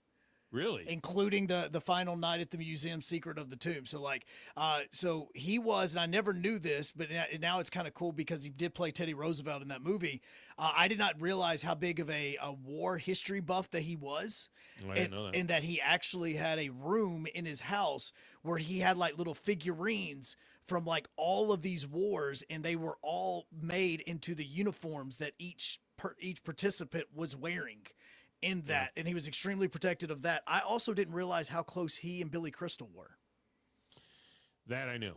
And as well as Christopher Reeves. I had no clue that he was as close. I knew that he was friends, but I did not realize how close Robin Williams and Christopher Reeves were, and that like Robin Williams would go to Christopher Reeves and all of this whenever after he was paralyzed to help him try to laugh. So the book that A.J. Brown was reading on the sideline, Inner Excellence, Train Your Mind for Extraordinary Performance and the Best Possible Life. And okay, I mean, it sounds interesting. I may even read it. Stuart Sink, who's from the Tennessee Valley, right? Stuart Sink, British Open champion, 8-time PGA Tour champion. Stuart Sink said, my number one tip for success is read Inner Excellence by Jim Murphy. Yeah. So I'm interested. It says whether you're an athlete or an entrepreneur, single mom, or a father of 5, you'll find exercises, techniques, and tools in this book that will improve every area of your life. Your life will take on new meaning as you move beyond the pursuit of happiness to a life of purpose and fulfillment. I may assign this book to the staff. I've got my copy. That? I've got my copy. You got yours? Yeah, I've already got it. Assign it to the staff. Yeah, see what this would be really, really good. He said the only problem is that I think only 3 of them can read. So that's why I have the Audible copy. It's 10.5 hour listen, and I'm good to go. So Matt Killen, who is Justin Thomas's coach and Tiger Woods' coach and several others, he said, I read the first version of Inner Excellence 6 times. I recommend it to all my clients. Inner Excellence will show you how to develop self-mastery, overcome anxiety, remove mental blocks, and train your subconscious mind. I gotta get my boys this book. Yeah. I'm gonna get this book for my boys. I'm gonna send it to all my boys and see if they'll read this thing. This is amazing. Well, and with AJ, there's a reason for it, is because, I mean, we all know about how emotional wide receivers can be, but AJ Brown is extremely emotional. Like, I mean, he can go from one side of the spectrum to the other extremely fast. So having a book like this on the sideline actually benefits him, because whenever he can get mad or he gets upset or he gets set down, he can go back to that book and kind of recenter himself during and in between possessions, so that he doesn't have those emotional outbursts, kind of like what we used to see from him for a period of time. It's a smart thing to do. And what's crazy is how many Philadelphia people, as well as other people around the world, has purchased this book just because of that one broadcast, and they saw him reading it on the sidelines. All right, so I just bought it for free because I had $16.99 worth of Amazon credits because of all the Christmas shopping. And so it said apply credits. It's $15.99. And it said, do you want to apply to credits? It automatically applied to credits. So I got it for $0. So, I didn't get it for $0 because I spent all that other money. You spend a couple of $1,000s on there, they give you a $16 credit. You know what I mean? But so I've got it coming out, and I'm going to have to. The problem is, what I don't understand is how in the heck can you read a book on the sideline during the Eagles-Packers game? I mean, it's a 5-year-old self-help book, shot to #1 on the Amazon bestseller list overnight. By the way, if everybody is reading the book, how do you get ahead of the other people? Because now everybody knows the same secrets, and you're stuck where, like, if you were like a top, say you were a top 50,000 person, you know, in the country, or a top 100,000 person. Let's say you're a top 100,000 person out of the 317 million people in the country, and you're like top 100,000, and everybody reads the book, you're still going to be top 100,000. So what I don't understand, and we'll get Kenny right after the break. He got hung up on something. We're going to get him in here after the break, but I want to finish this thought. How can you even read on the sideline in all that chaos? Joe, I go into the bathroom and, like, I crack open a book in my mind. It's just like me, and there's nobody else in the bathroom with me, right? And there's no football game going on, and there's no, like, crowd screaming and 70,000 people. And my mind will drift into something else, and I'm totally distracted. And I got to go back and reread what I just read, because I'm like, I just read 3 lines and don't even remember reading those 3 lines because I was thinking about something else. Yeah. No, I watch videos like the Facebook videos and all that sort of stuff. I've actually gotten in trouble with that at the building because of doing that here because the video was too loud. And so I've had that issue before, but with reading, not so much. Now, I mean, I could see on the sidelines with AJ, once you get down and you get sitting down and you're all just kind of sitting there and people are looking at their iPads and stuff, like that could be where he does it. All that days. I mean, it doesn't matter. It's still, there's people, there's things, it's a turnover. You got to put the book down.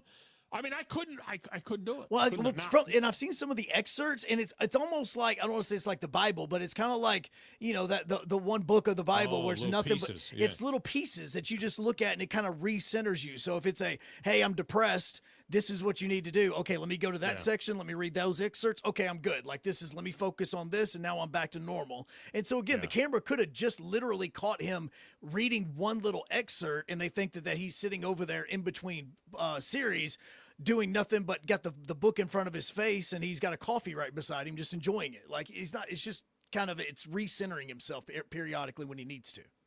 Yeah, that book in the Bible you're talking about is Proverbs. And I kept wanting to say Philippians. I was like, that's not right.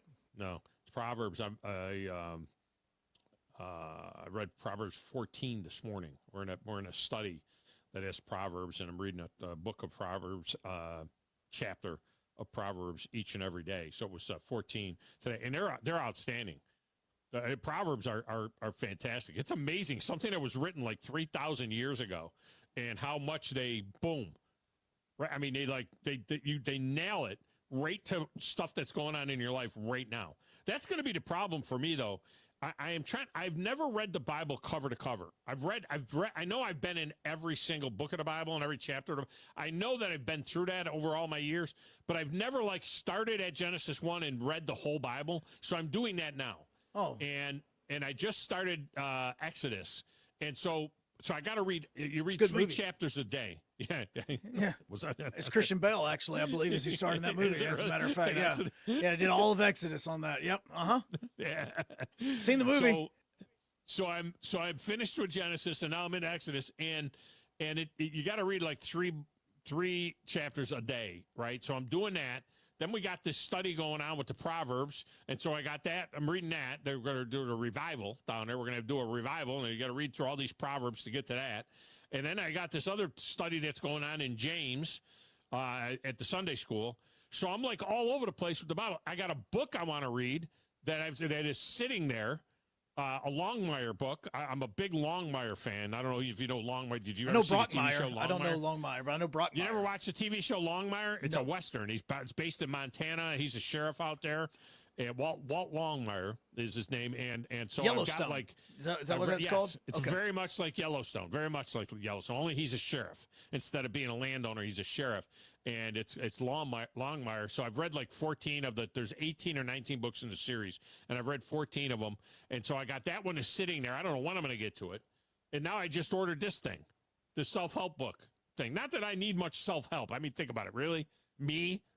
I mean, come on, Joe. Do I need self-help? I should be writing a self-help book, not be how me? The self-help book I got is the Bible. These Proverbs are self-help. I hear that's a popular book. It's a good book. Yeah. It's actually the good book, but it is a. Here you go, Joe. Here's one. An honest witness does not deceive, but a dishonest witness utters lies. You see? There you go. Right there. How about this one? A mocker seeks wisdom and doesn't find it, but knowledge comes easily to the perceptive. Yeah, would you believe that was written 3,000 years ago? I mean, it's like today. It's like I could say that in a meeting. I mean, you could put that. You could put it on a TikTok video while you're drinking coffee, and next thing you know, you get 6 million likes. The sensible person's wisdom is to consider his way, but the stupidity of fools deceives them. Bang! That's like bang. Throw that in there all the time. Even in laughter, a heart may be sad, and joy may end in grief. Proverb ode a day. At a big dog. Ode a day we're having. Ode a day. Let's get a break. When we come back, Kennington Lloyd Smith. He's free now, and he'll join us next, right here on the Thom Abraham Show.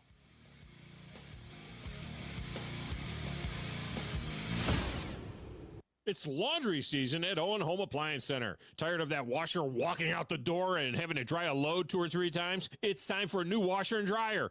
Pick from brands like Maytag, GE, Whirlpool, Electrolux, and of course, Speed Queen. Try the new 2-in-1 GE Profile that washes and dries a load all in one machine. Visit the interactive location in Lacey Springs where you can try the washers and dryers before you buy them. Owen Home Appliance Center. Quality products, quality pricing, quality service. It's in the name, Owen Home Appliance Center.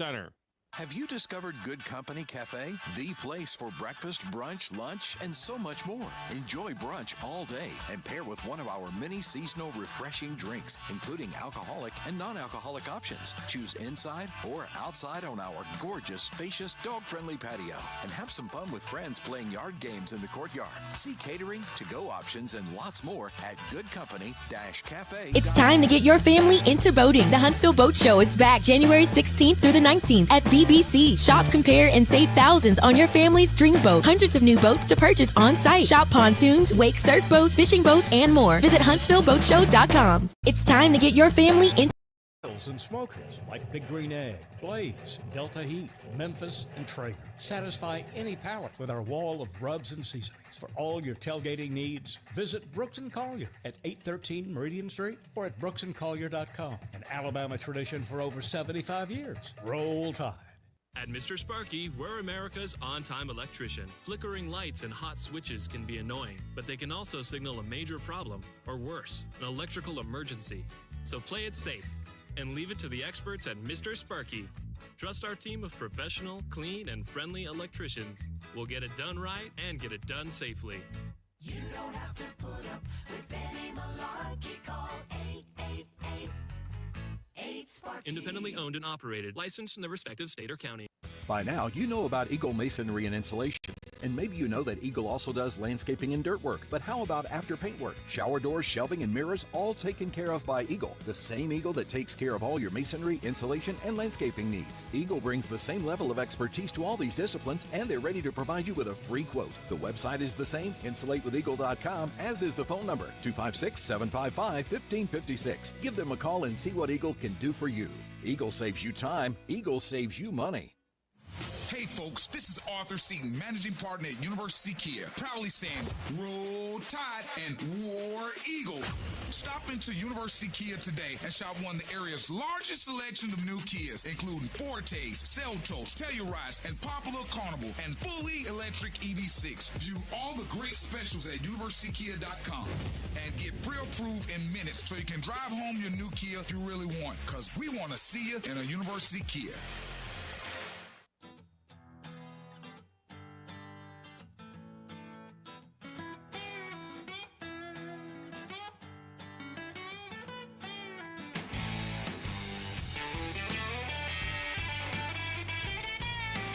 Welcome back, Thom Abraham Show. Chubby Ninja got loose, Joe. He's like, wait, the Proverbs still relevant? Almost like someone was influencing what was being written. Yeah, there you go. He gets it. He gets it. Joe, they have a proverb for talk show hosts. See, they didn't even have talk show hosts back then when they made these things, but now they got one for talk show hosts. It's 1423. There is profit in all hard work, but endless talk leads only to poverty. There you go. There you go. No, that's actually smart. That's why we listen. Endless to talk. somebody, Yeah, that's us. Endless talk leads only to poverty. All right. Joining us now, a guy that does more than talk. He writes. He can write.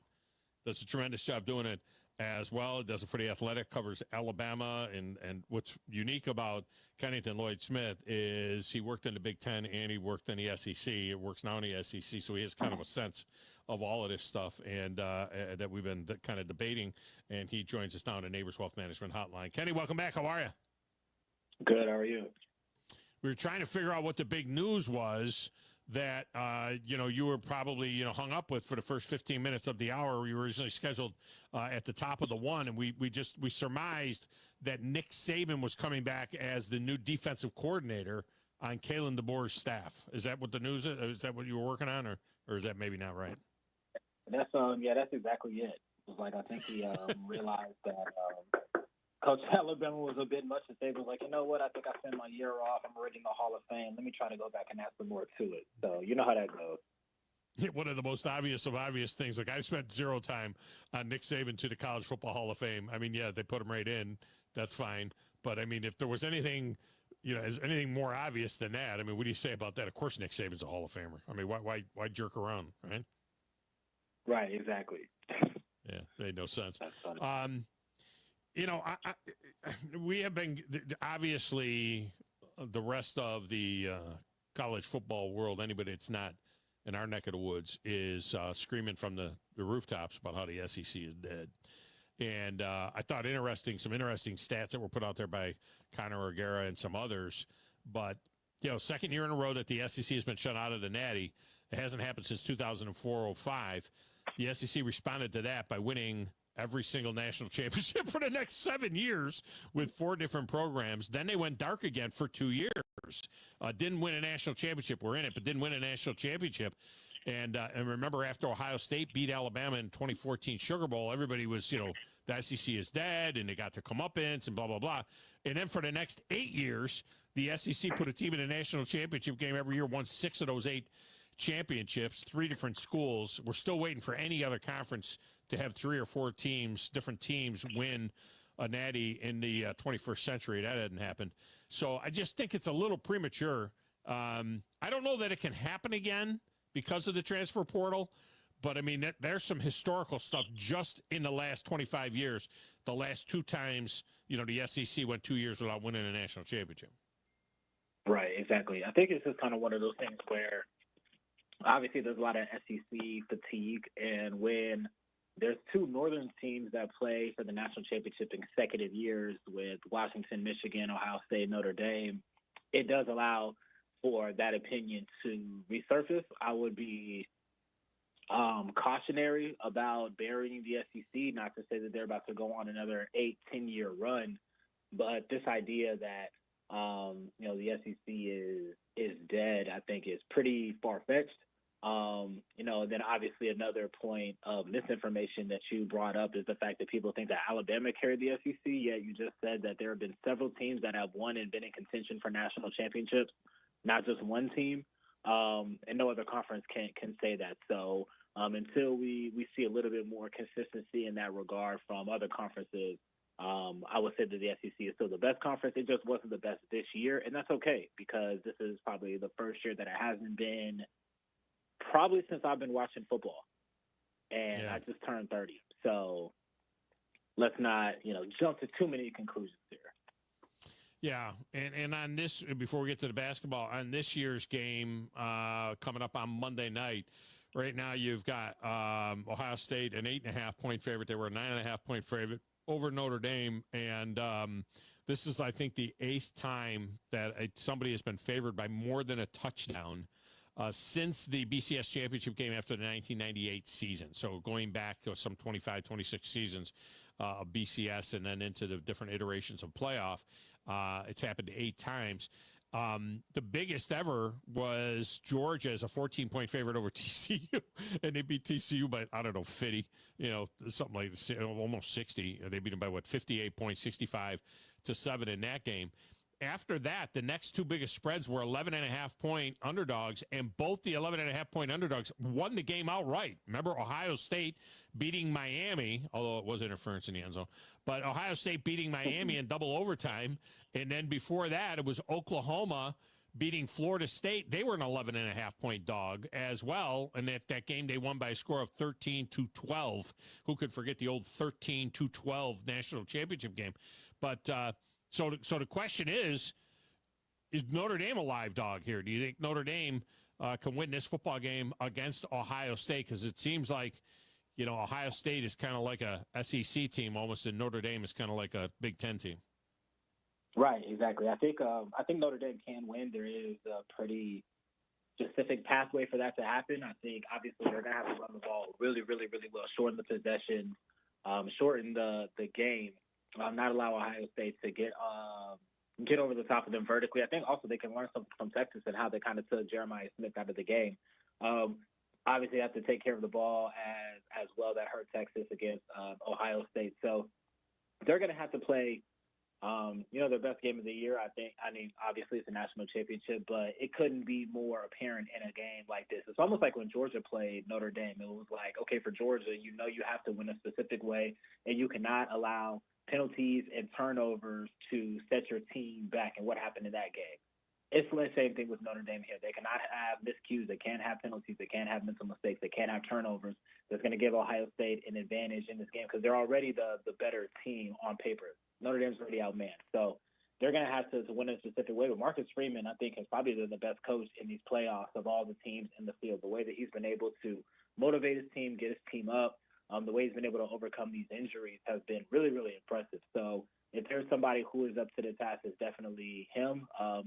I will still lean towards Ohio State, but I think Notre Dame has the pathway to win the game for sure. The narrative after the first round of the playoff was that, look at all these big spreads. Look what's going on here. Look at all these blowouts. They got the wrong teams in there. Should have been more SEC teams. All of that kind of stuff. 2 things on that. First of all, we just saw the first round of the NFL playoffs, and 5 of the 6 games were utter blowouts. I mean, they were just blowouts. And so you can talk about seeding and do all of that stuff that you want. But the other thing that is even more startling, there's been 26 national championship games since the BCS era started, right after the 98 season. 26. The average margin of victory in those 26 games is 16.5 points. The last 6 title games were decided by at least 15 points, usually SEC teams winning those games, Alabama and Georgia predominantly. And in that period of time, 17 of the games have been decided by double figures. 10 of the 26, all right, almost more than a third of the 26 championship games were decided by 3 touchdowns or more. So we don't get very close national championship games. I mean, that's just the way it is. I don't know what the answer is, but the reality is that these national championship games historically have been blowouts. Right, exactly. And it kind of speaks again to your point about people kind of trying to dunk on the playoff committee and say, the right teams didn't get in, these spreads. I mean, in the 4-team era, teams were getting crushed yearly. I mean, how many beatings did Oklahoma take? There have been other blowouts as well. Notre Dame's been blown out. Alabama's had, their share of blowouts as well. So these things tend to happen when we get to the end of the year. So hopefully it's a better game. I think Ohio State and Notre Dame are both kind of operating at optimal levels right now, which I think will lend itself probably closer to a better game, even if Ohio State was to cover the 9.5. Let's say they win by 10 in a competitive game. I don't think anybody's going to walk away, disappointed or say that Notre Dame shouldn't have been there. So I'm expecting a little bit more of a competitive game, but I still like Ohio State in the points, honestly, in like let's say a 24-14 type of tough physical game. Yeah, it would be nice to see it happen, and see there be, some kind of a attractive game anyway on Monday night. We'll see, but that narrative is not really, I just don't think that it's in play for the most part. This happens in all sports, where you have that kind of scenario. We saw it in the World Series, when it goes 5 games, and that was the end of that. So you just see it a lot. All right. Let's get into some basketball here. The basketball team, I'll tell you, man, a couple of impressive road wins, especially going there to Texas A&M and winning the way they won. This team is just gritty, man. And I know that the SEC is all over the top 25, and that Auburn's number 1 now, and and that's impressive, certainly. But this basketball team just continues to show all kinds of grit. And now tonight, they get a Ole Miss team that comes in at ranked number 21 in the country. Right. Yeah. I think the thing about Alabama that has impressed me is that it just feels like this team has a lot more layers to it than last year. It felt like last year this team was just high flying, high scoring. They're going to have to hit a whole bunch of threes and score 100 points if they want to win. And now they're kind of winning in different ways. They're winning with rebounding. They're sometimes winning with defense. They're winning with length, physicality, scoring on twos and around the basket. And then there are instances where they are going to be able to pop out and have good shooting games. So I just like how this team is constructed. I like how they were able to kind of learn from last year and having all these close, all these big tests, but not coming over the top. Now they're winning some of those games, playing really well on the road. So I really like where this team is at. Like you said, the SEC is stacked, so that doesn't guarantee Alabama's going to win the SEC championship.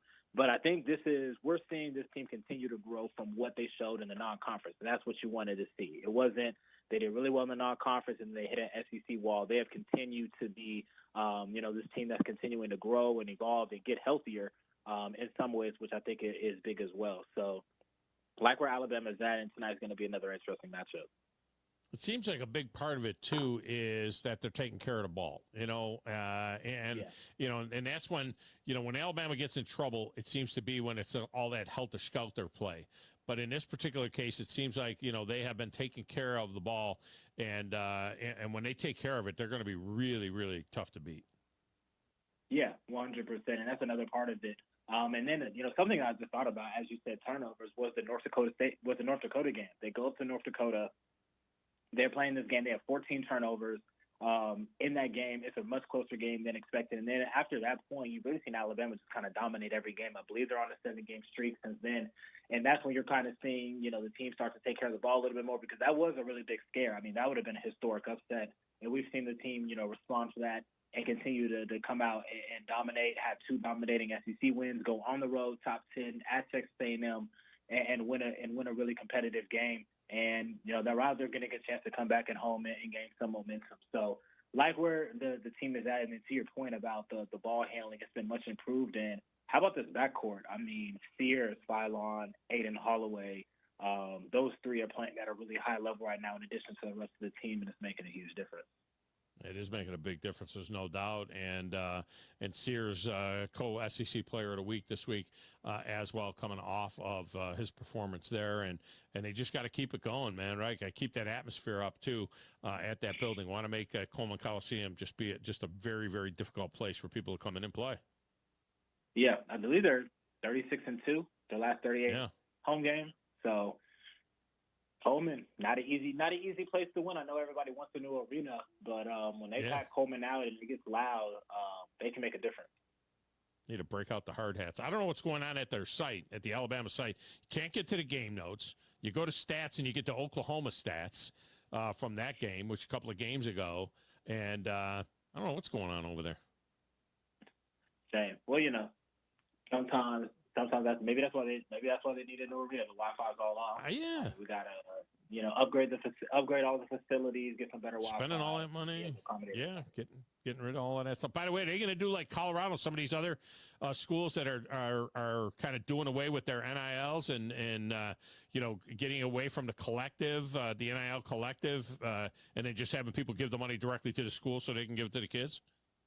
Yeah, I can speak for Alabama, and I'm actually doing some reporting on a story about this in bigger detail. But based on the conversations that I've had with the high-ranking officials at Alabama, their collective is not going anywhere.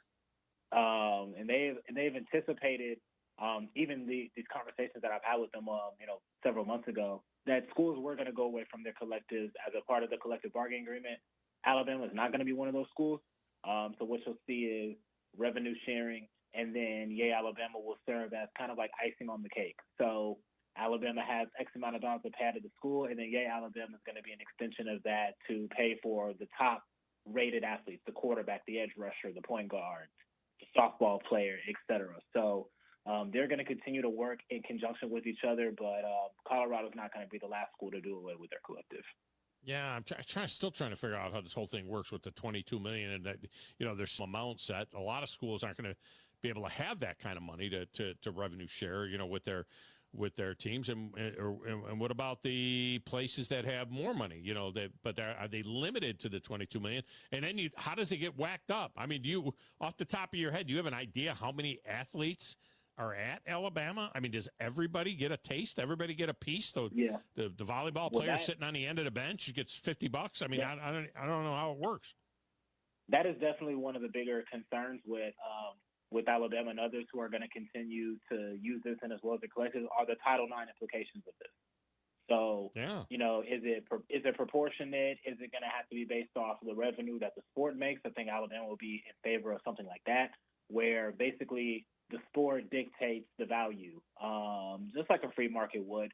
So that's definitely going to be a big concern. But that's why a school like Alabama needs to still have Yay Alabama as an extension. Colorado does not need an NIL collective because outside of one player a year, maybe two, Colorado's not bidding against the Georgias and the Alabamas and et cetera for prospects. Like the bigger top flight schools, the Michigans, the Ohio States, the Alabamas, the Georgias, Tennessees, they're going to need those third-party extensions to continue to kind of, build talent because they're in the highest level recruiting battles. Other schools aren't going to see that same need. So how is it all going to work? I'm still in the process of reporting that out, but I can confirm that, the Title IX implications of this are sitting heavily on these schools' heads as far as how they're going to divvy up this money, and it's going to be a challenge. If Colorado, they got one of the top quarterbacks in the country coming in there. They give that kid $5 billion, how do they spread the rest around? It's just going to be weird how this whole thing works. But, we got to get to a CBA at some point in time and away from this, a set figure. It should just be, a pot of money. And look, we're treating them like pros now anyway. And, the conferences and the schools are making buku TV money and everything else, all the other revenue that comes in. There's going to come a point in time when they're going to give them, it's not going to be a set dollar amount. It's going to be a percentage, where 30% of the money or 40% of the money goes back, to a pool that goes to the players. And it has to be, football and basketball have always supported all the rest of the sports in the school. So I guess that's going to be the same way because that's where the money's going to be made still. And yet, they're not paying these exorbitant amounts of money for gymnastics necessarily or for whatever it is. But everybody's going to get a taste. Kennington Lloyd Smith has been our guest. Kenny, I appreciate you, man. Thanks for hanging in there with us. Yeah, for sure. Thanks for having me on, and we'll talk to you soon. All right, thank you. That's Kennington Lloyd Smith. All right, when we come back, I do have a top 10. I'm looking at these 8 quarterbacks that are left in the NFL playoffs, and the fact that we're in an era, man, where you really do need a mobile quarterback. I mean, this is it now. I mean, it's you can make the case 6 of the 8 would be considered highly mobile, quarterbacks. But I have them in 4 groups basically, and I'll explain that next. Plus, somebody has a question specifically for Joe. We'll get that out there as well. More right after this Thom Abraham Show.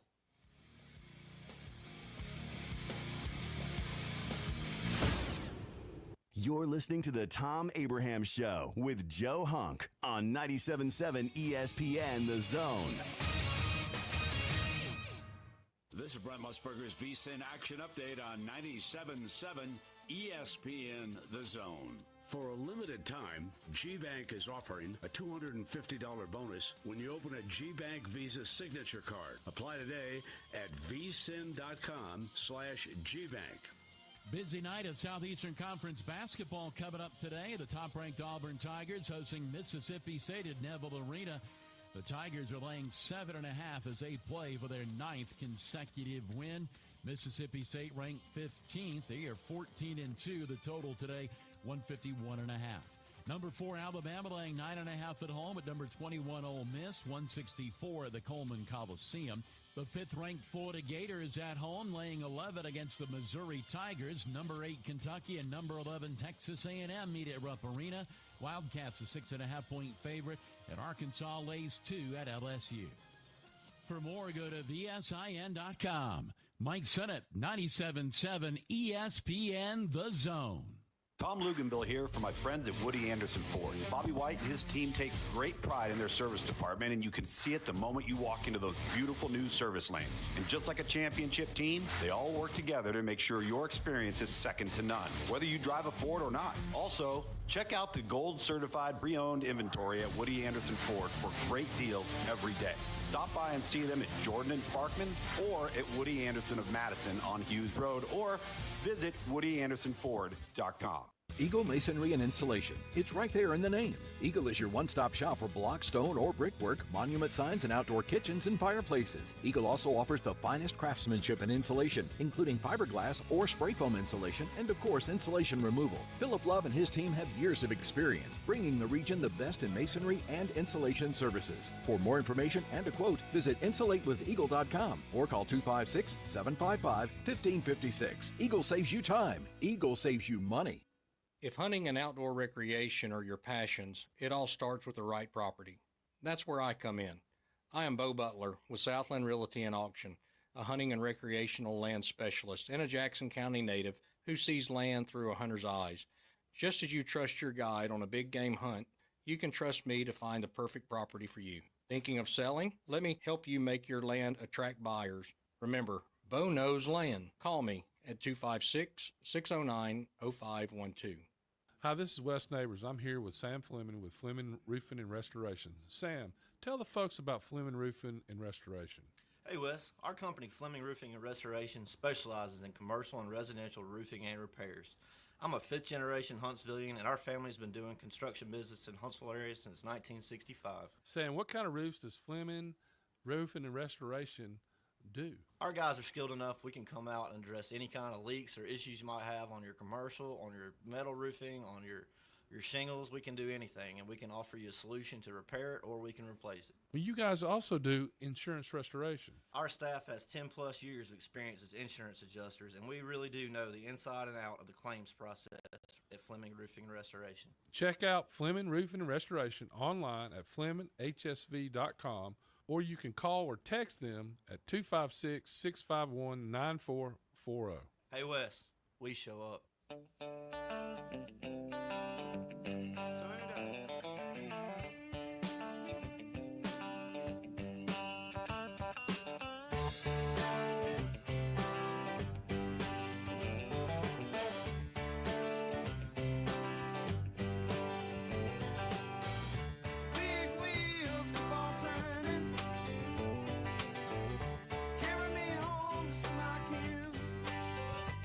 Welcome back, Thom Abraham Show. Segment of the show is brought to you by the Orthopedic Center, where thousands of area residents have received world-class care from the Valley's most trusted and experienced group of orthopedic surgeons and medical specialists. 13 locations throughout the region, including in Fayetteville. If you have an orthopedic problem or considering professional care, TOC is the only logical choice. Stay in the game with TOC. All right, Joe. Apparently, I understand that you are going to be fighting in the Gadsden Badman contest. So this and they want to know what and Michael in Marietta, Georgia, wants to know what weight class you're going to be fighting in. They want to know what weight class. So apparently, you've already made it known that you are going to go there after the show, and then you're going to go there, and then you're going to fight.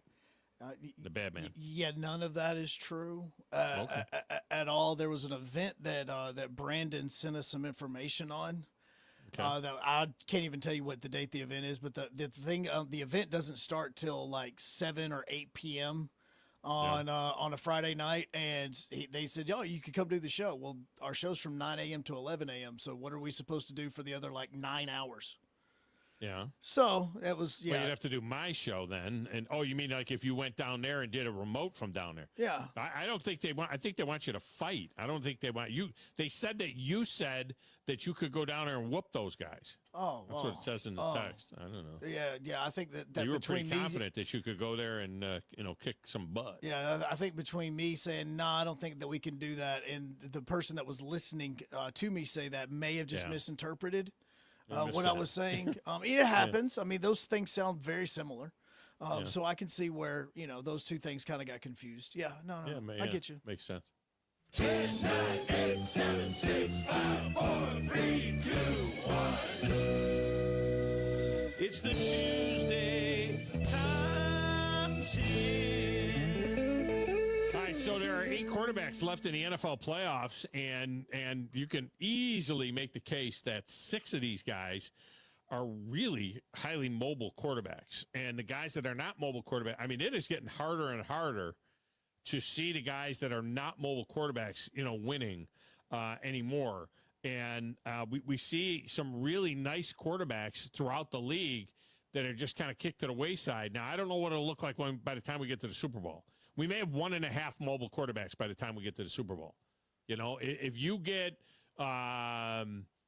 Josh Allen or Lamar Jackson to the Super Bowl against Jared Goff, then you've got one mobile quarterback and one, statutory quarterback. If you get Patrick Mahomes and Jared Goff to the Super Bowl, you got kind of 1.5. And that's kind of how I broke them down. In the top, in these 8 quarterbacks that are left in the playoff, I think you have what I would call 3 highly mobile guys.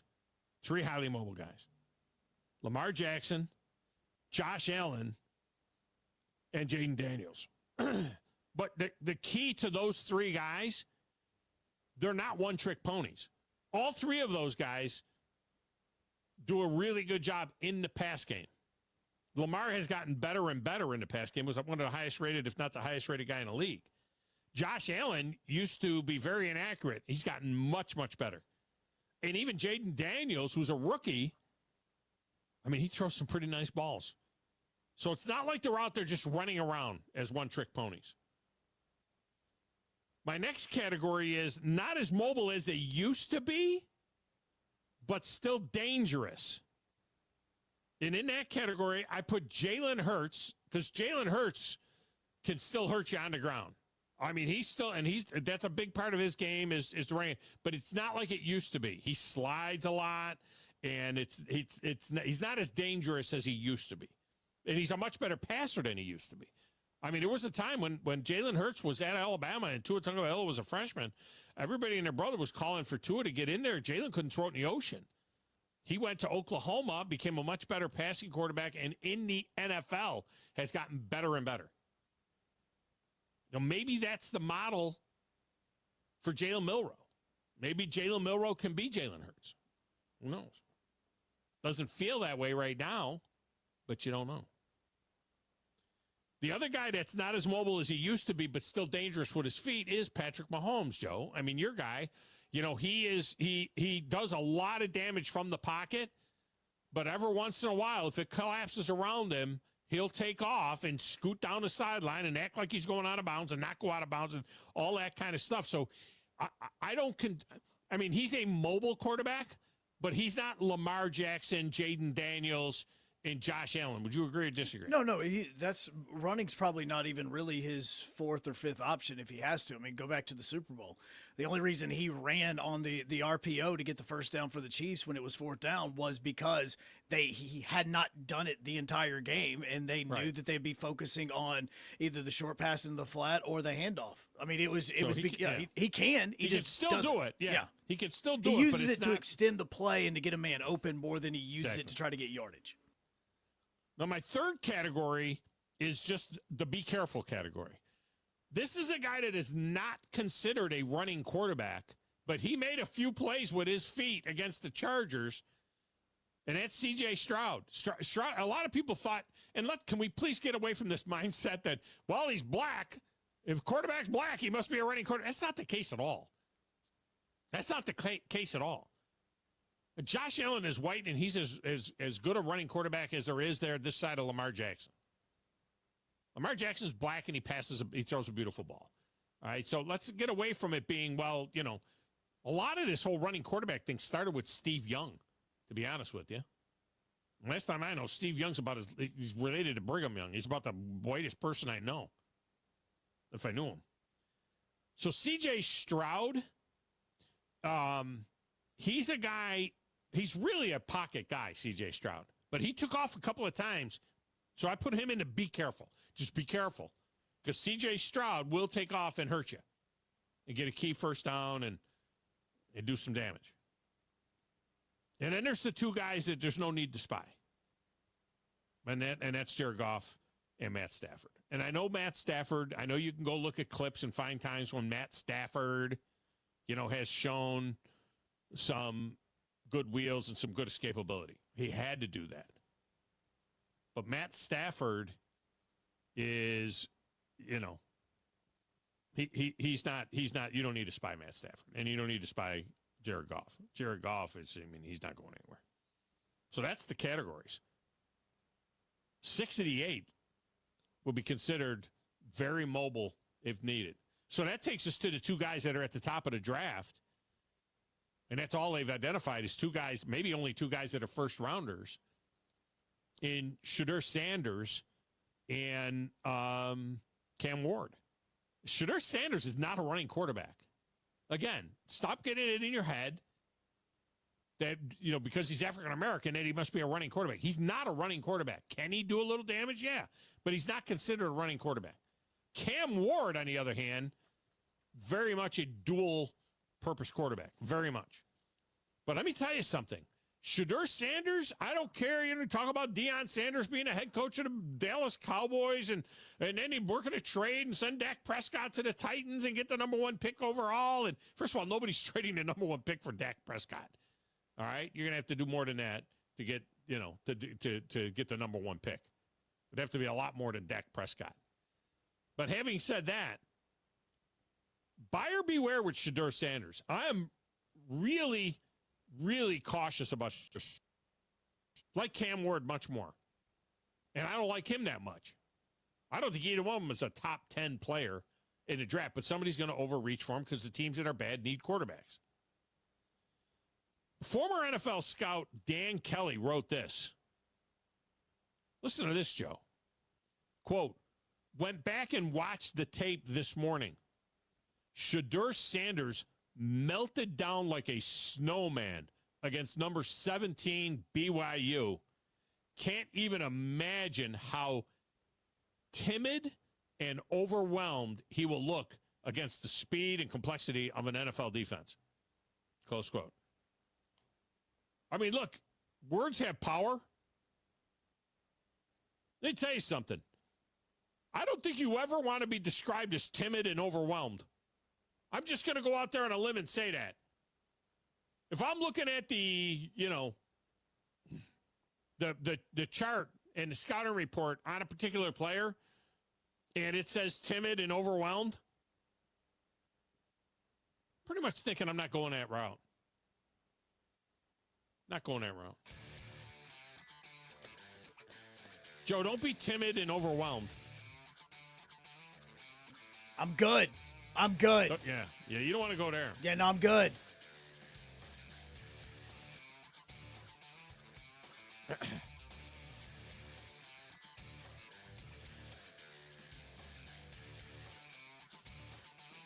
Plainsman Preston hit the text window under the BCS format. The national championship game would have been Georgia and Oregon, two teams that lost their playoff games by a combined 33 points. Yeah, that's true.